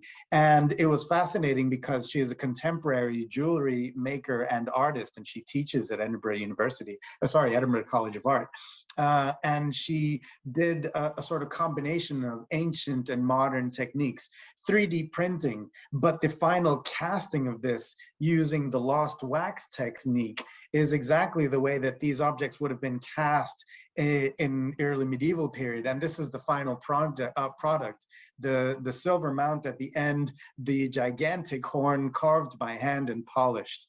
Okay, another fascinating one we were able to do was these handbells. We have lots of these, but they're very fragmentary, and so they cannot be rung. You can't sort of slam them because it's very damaging to these ancient artifacts. And so we had some of these recreated. We approached an iron forge first at Ratho Byres to create the iron basis of these bells. And that was a fascinating process as well to see how they worked that. But then we approached the Powder Hall Browns Foundry to create different versions of these things, including different kinds of bells which don't exist in our collection, just so that we could see how each of them sounded. Some of them faithful recreations of what we know these bells would have looked like. And some of them, again, new creative ones, like this one in the middle with just iron and then bronze just around the rim where the clapper would hit the metal, just to see if that affected the sound. And we found that an iron bell with just that bronze mouth around the rim created a beautiful ringing sound that an iron bell alone would not have done.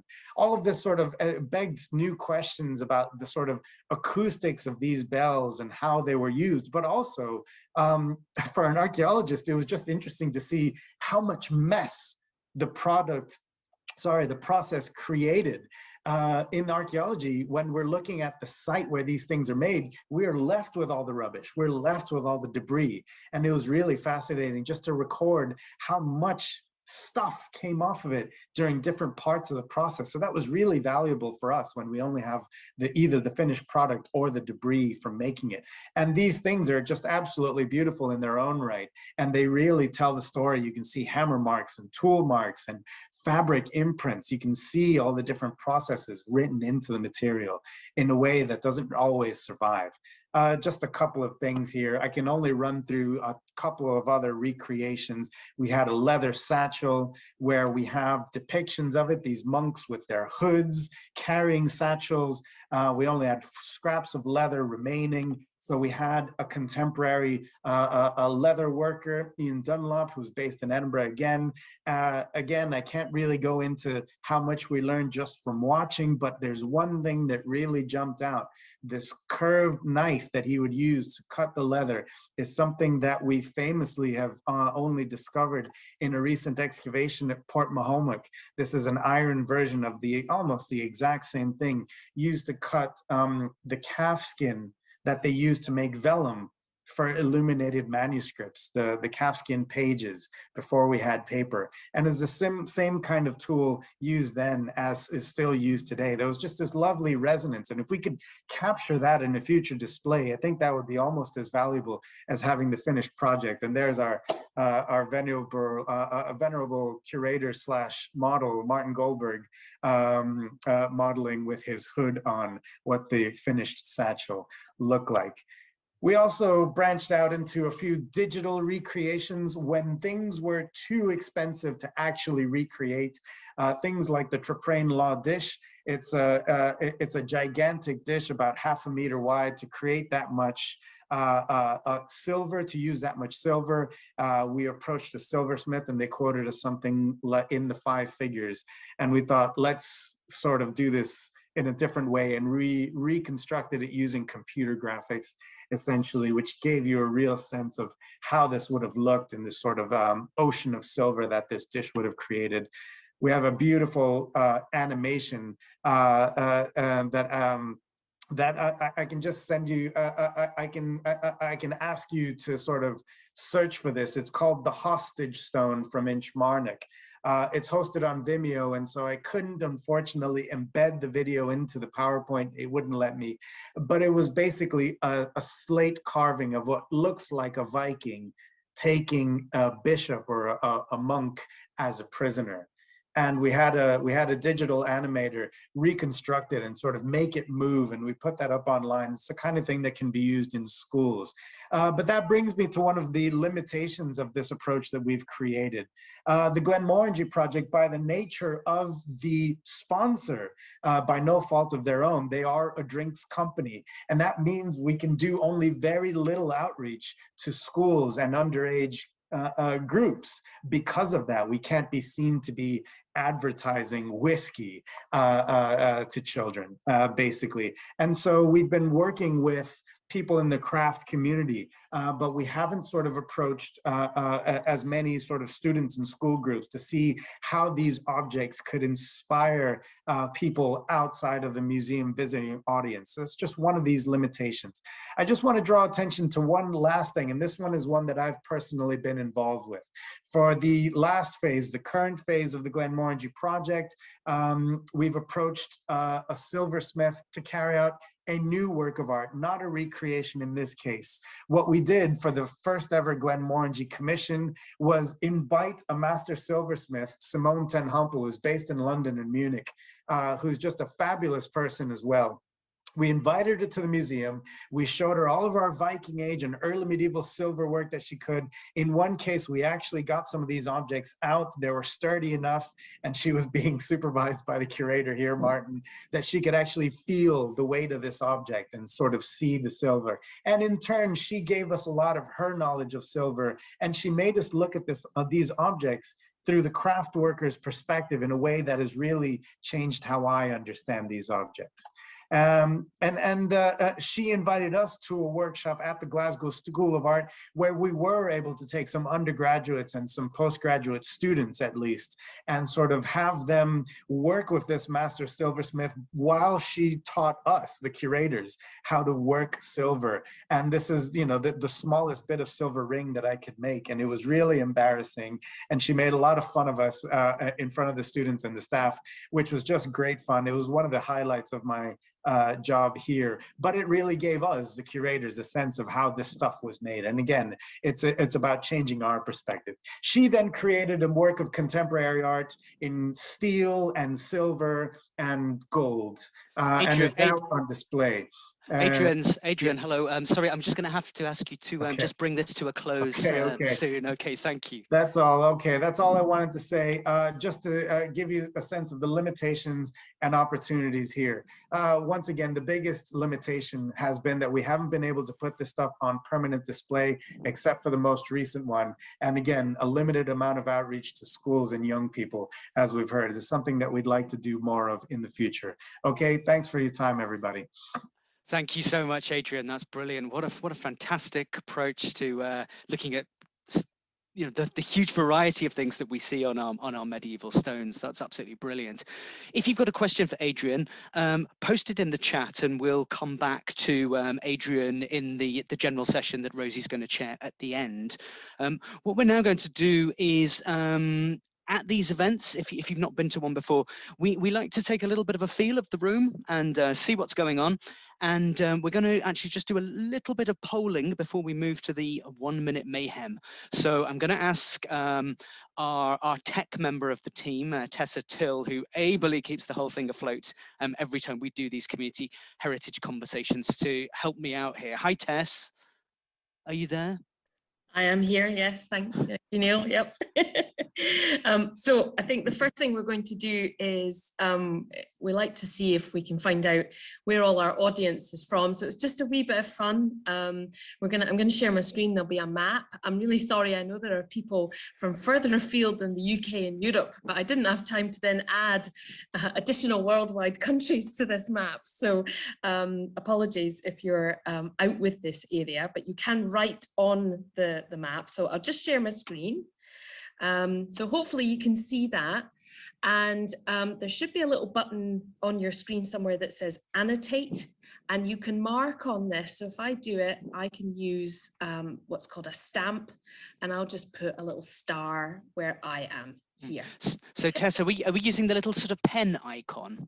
Yeah. Is that the one that we use next to the speech says, bubble? Yeah. Yeah, and it says annotate. And I see, yeah. Just a wee bit of fun if you just want to say where you are currently. That helps us.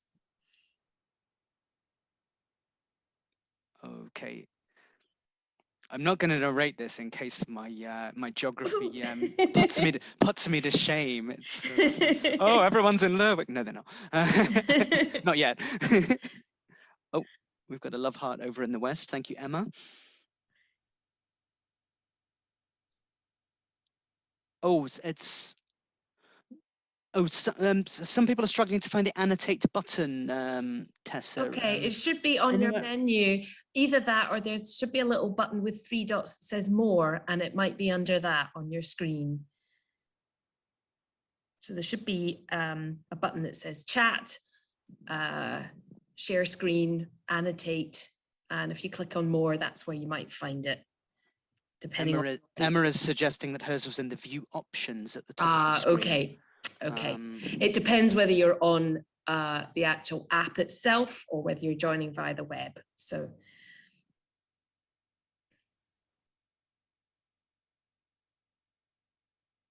I think if we do this one again, we might post some some detailed instructions. We're Yeah. still learning how to do everything, aren't we? Yeah, I think people are going now. They're getting a hang of it. Okay, brilliant. Jill is in North Argyll. Hi, Jill. Oh, Julia is over on the Europe map in the north of Germany. Wonderful. And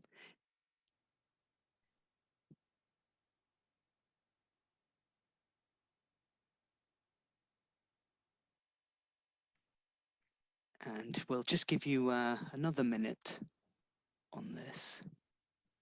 Oh, hi Simon in South Uist, and Mary. Colin's in Dufftown. People still can't find the button. If you look at view options at the very top of the screen, in the middle, where it's next to where it says you're viewing Archaeology Scotland screen, under the view options, you can annotate. Yeah. Okay. Shall we move on to the questions, Tess? Yeah, of course. I can see you've got one up. Yeah, I'll just that wasn't me. I think someone else launched the poll, but I'll do it. Oh, now. okay. I'll just relaunch it. There you go. Okay. Okay, so we're interested in knowing how you heard about the Community Heritage Conference. And we've got a series of options here: Eventbrite, Twitter, Facebook, LinkedIn, the HES website, or word of mouth. How wonderful that we're spreading by word of mouth. This is great. This will help us market the event in the future. Thank you. So there's a little bit longer on this one.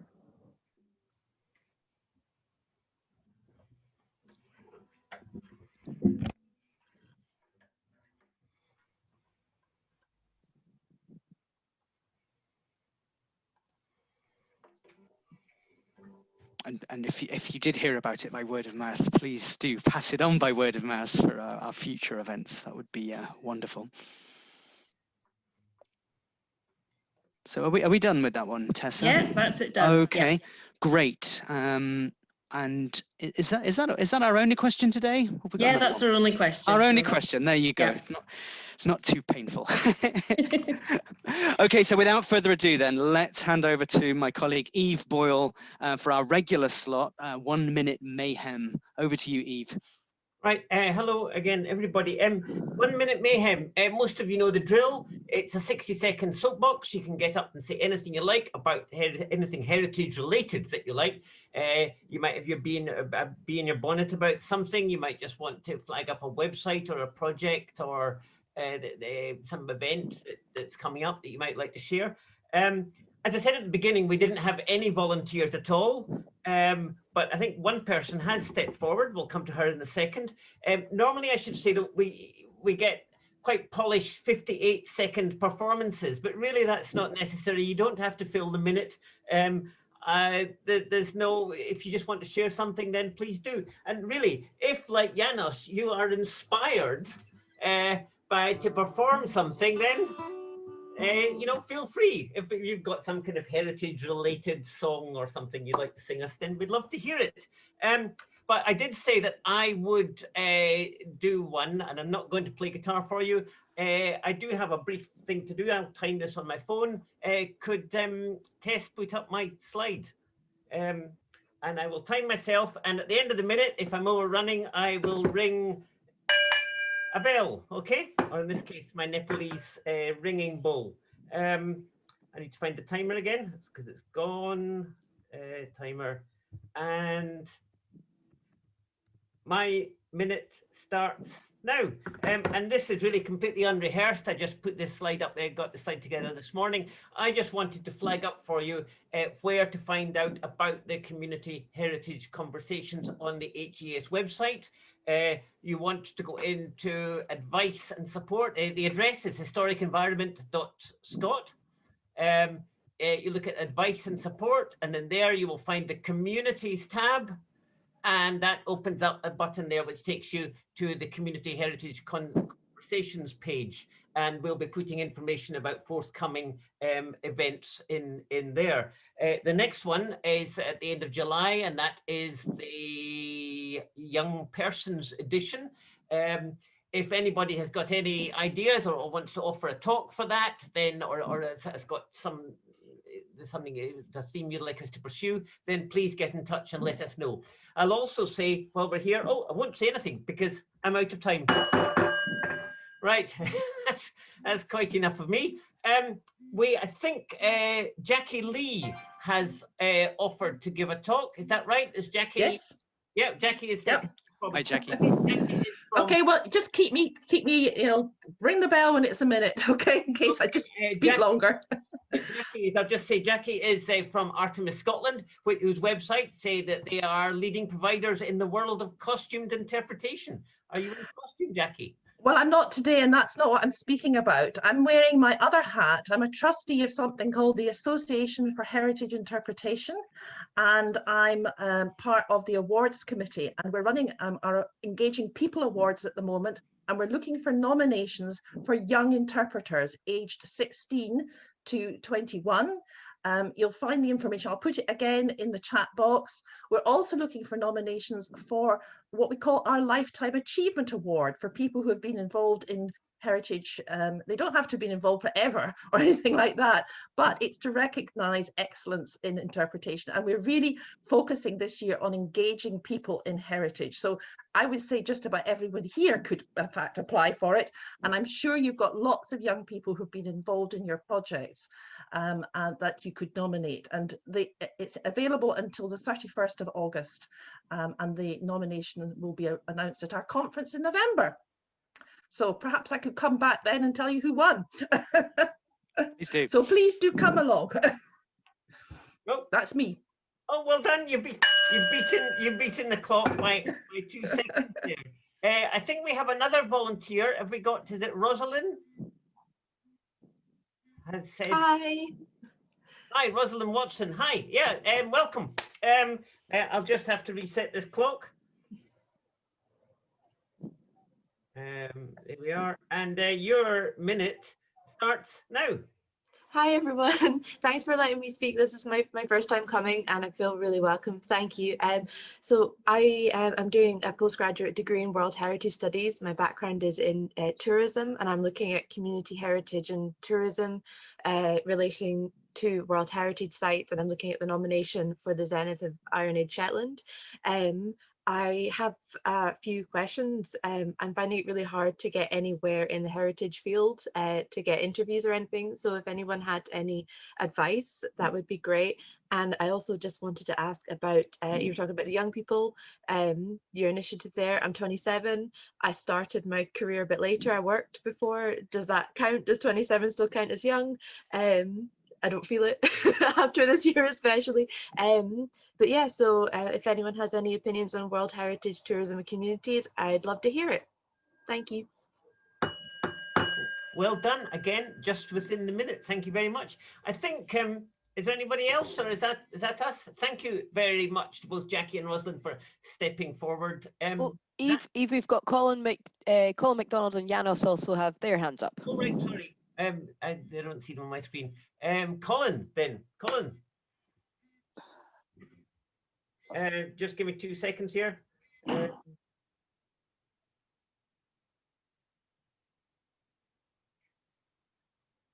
Your time, Colin, starts now. Hi, yeah, I'm Colin McDonald. I'm the project supervisor for the Coalfield Communities Landscape Partnership down in East Ayrshire, Heritage Lottery funded partnership delivering cultural, heritage and environmental projects. I just wanted to say that we're having our delayed launch on the 9th of July in the Doon Valley at the Loch Doon, Dalmellington and at Waterside. And if you're in the area, you're very welcome to attend. It's from 10:30 till 3:30 in the afternoon. And I can put further information of our website and the details of the day on this as well. Thank you. Brilliant, brilliant. Thank you very much. So that just leaves us with Janos, I think. Janos, your time starts now. Thank you. I just wanted to say thanks before my laptop is about to die and I realized I left my charger in the office. So any second I might get cut off, but I wanted to say thank you so much for inviting me. It was great to hear about all the exciting projects. And if you could please get in touch if you are interested or you think you are interested or we can do something together. We are always really keen to hear from others and collaborate or just even have a chat. So please, if you could visit andoglasso.org, all our contacts are there. And yeah, thank you one more. I really hope I'm going to see you soon in real life and we can meet and play some music for you. Thank you again. Thank you, Janos. That was great, and thank you especially for your talk and your performance this morning. So I think that's it, isn't it? There's no other hands up. No. So back to you, Neil. Thank you. Back to me and over to Rosie. We've got about 10 minutes, I think, so that we can wrap up at 12:30 for any questions that Rosie. What have you spotted in the chat? So yes, we do have a couple of questions. So we have a question from Audrey going back to Eleanor. Eleanor, you mentioned archives as part of your talk, and Audrey was wondering, where do you keep collections and can people access them online? And do you have any thoughts yet about measuring the success of wellbeing activities? Oh, that's big questions. Right. So the archive, our collection is, we have it in storage in our own centre. It is how I describe it as stuff that has come in from the community and we've been data tagging it and all the rest of it. Our plan is to digitise as much as we can, but at the moment we haven't. We have got some sound recording online through our website. But if there are specifics that you're looking for, it would at the present time it would be contact us direct, and then we'll see what we have and whether we can assist in any way. So that's one of the things on the list for the next stage that we have to do, but it's on the list. And the other one was wellness. The question was about wellness. How do we intend to measure? It will be very much about participants, so it will be a kind of like a one-to-one using the how they are at the beginning and how they feel at the end of the activities that they deliver. So and a lot of wellness is difficult to get hard evidence of what the changes are, but you can see the changes. We're also working with there's a local project called Lorna and Open Healthy Options, which is basically for those that deal with wellness. It's like a social prescribing route. So we're kind of working with professionals as well as ourselves. Okay, wonderful, thank you. And so we've got a couple of questions for Adrian relating to the Glenmorangie Craft Commissions at the National Museum Scotland. The first question is, where are the new artists' objects kept now and can we visit them? And the second question, which I can come back to, from Brian Wilkinson is, how do you track down the craftspeople you commission? They have some very specific skills with materials and techniques that not every craftsperson will have. Yeah, these are really cool questions. The first three were just kind of the first one was just kind of word of mouth. You know, we kind of asked around who was available, who knew this kind of stuff, and we started sort of calling people up, and that's how we it came to find the right person. With the latest one, it was actually the first time, because this was a commission. Which had award money behind it. We actually had to draw up a short list of metalworkers and invited them to apply. We gave them a really sort of vague, open-ended brief, and it was just to say, we are looking for somebody who is interested in researching the collection with us, somebody who's open to having that experience with us and then creating something new. And that's what we were looking for. So we narrowed it down to a list of 10 people that we approached, and they all actually applied, which was really wonderful to see. And we came down to a short list of just 2. And basically we landed on Simone as someone who is an educator. She teaches in London, and she occasionally teaches in Edinburgh as well. And she's always been interested in sort of teaching the process of these things, and and that came through very clearly in the way that she was very keen to take us into the workshop. So that was a really it was a really good choice in that sense. But that was the only time that we actually invited people to apply. Otherwise, it was just sort of trying to find out who was available, who had a bit of interest in this, and was willing to kind of come play with us, really. There was a second question, wasn't there, or have I answered that? There was a second question about where are the new artist object kept and where can we visit them? And I was just interested in, you'd made reference about one of the artists having to wait for a storm to down the right shaped tree. And I was just wondering, did that take a long time? Did that hold things up, or? Yeah, well, I mean, it was a 3-year project to begin with, you know. So this was one of the things that it just had to be done by the end of the project, thankfully, and it all kind of came together. So that was okay. The other ones were a little bit more time limited. But yeah, and that was one of the limitations as well, because we have a permanent display of archaeology. It doesn't really move. It's very sort of slow and very rare for us to change some of the displays. And so in some of these cases, they haven't been changed in 20 years since the early people was last done. With making and creating the most recent artwork, that is a display that moves a little bit faster. It has to keep up with contemporary design. So we were able to mount one of these in that case, and it'll be up on display until the next few years when the next sort of bit of contemporary art goes up, maybe, depending on how the audience reacts to that one. The other ones were displayed for a time. The Throne went on tour. It went to Holyrood Parliament. It went up to the Glenmorangie Distillery. But then after about a year, it came back, and they're all in our storage facility now. Creative Spirit was on display for a short temporary exhibition in the museum at the end of that project. But then again, all of those objects are now in storage. So we only kind of take them out for events and things. And that's something that we need to think about. But that's a wider museum thing about how often we refresh our galleries, how dynamic our displays can be. And that kind of goes beyond my pay grade, I'm afraid. Okay, thank you, Adrian. And we've got another question that has come through for Eleanor. How did you approach the early community consultation that you talked about at the very start of your project? It was all, I think the early community engagement was what I was brought in for in the first place, and I'm still here now. It really was about just meeting the people and having discussions. We had open meetings, we had postcard campaigns, we had sessions in the actual site. So I think possibly we were at an advantage is that the community was really not happy about what was happening. So at the very beginning, there was 2 campaigns going on. There was one about saving the building just for the sake of saving the building, and there was another one that was about saving the building for the cultural arts and heritage and that side of it.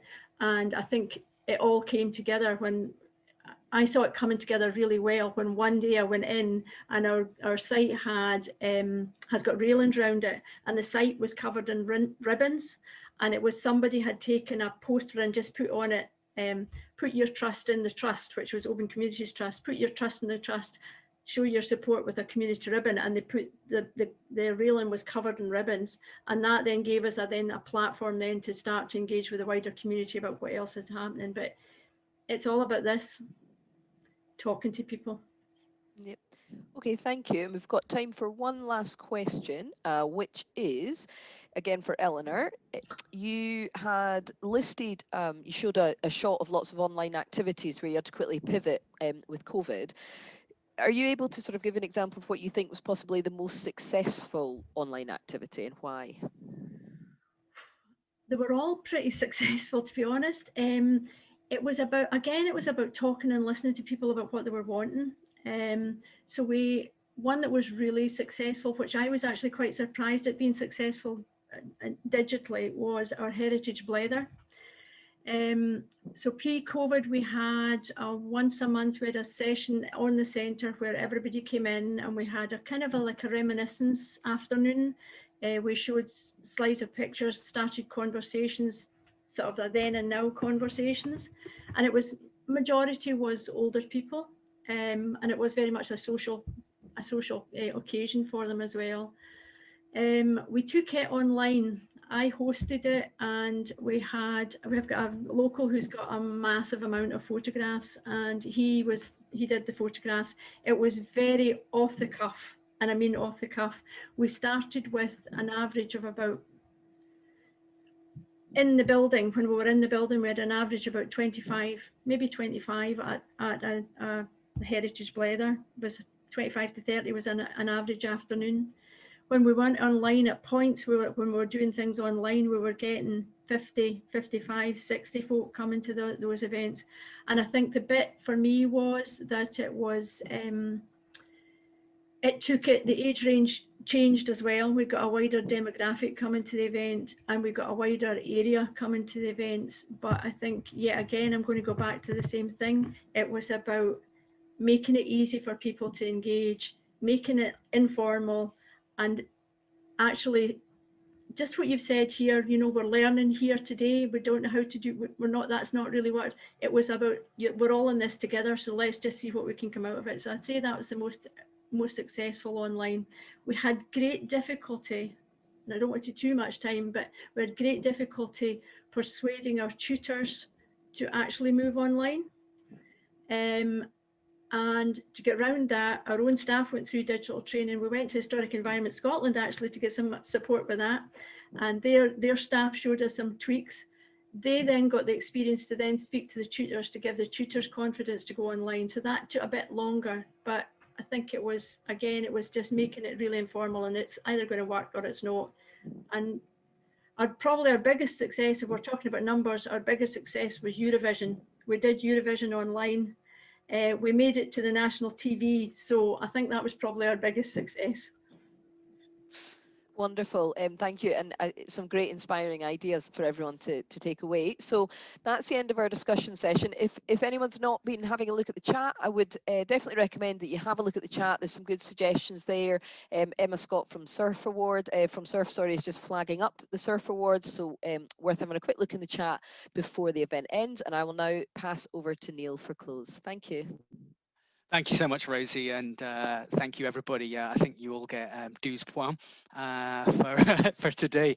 In my introduction, I said how much art, music, and drama make us feel, and I think after today's presentation, we can expand that into poetry, leather making, wool dyeing. The list goes on. We've seen so much in terms of art, music, and craft today. I think had we had a longer day, these sessions are never long enough. We might have focused a little bit more on fundraising, volunteers, and I think that's an interesting conversation in itself, but it's one that the committee here can take away, and that will help us plan future events. We want to make these events as useful and as relevant to you as possible, as well as celebrating the brilliant work that we all do across Scotland and beyond.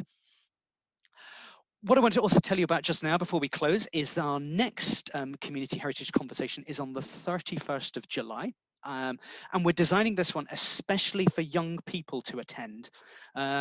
It's the summer holidays, so it would be great to encourage people to come along who are young, but also young at heart as well. So I'm not excluding anybody in this room. If you've got any ideas for us, please email us, and you can do so at chcscott@gmail.com. Get in touch if you've got any ideas. Also, a little date for your diary if you prefer to think long term. The 8th of September is our 8th Community Heritage Conversation. We will be focusing on developing your skills in heritage. So again, if that's a topic that chimes with you and you'd like to take part either as a presenter or in the 1 Minute Mayhem, please keep that day free in your diary. So all that really remains now is for me to give a few thanks. As ever, thanks to Greg and Eddie for our interpretation today. We're really grateful for that. Also, thanks to our committee, Tessa, who, as I said, brilliantly runs our tech, Ela, Rosie, Cara, Audrey, Fernanda, Eve, and Martin. Thanks to our truly brilliant speakers, both in the presentations and our 1 Minute Mayhems. As I said at the start, this event belongs to all of us, and so it's wonderful that you can come and speak and share the work that you do. Things are very busy on Twitter today, and if you do want to continue the conversation, don't forget #CelebrateCHC, and you'll find more information there. So I hope to see as many of you as possible on the 31st of July. And in the meantime, do take care. Thank you. Thanks, everyone.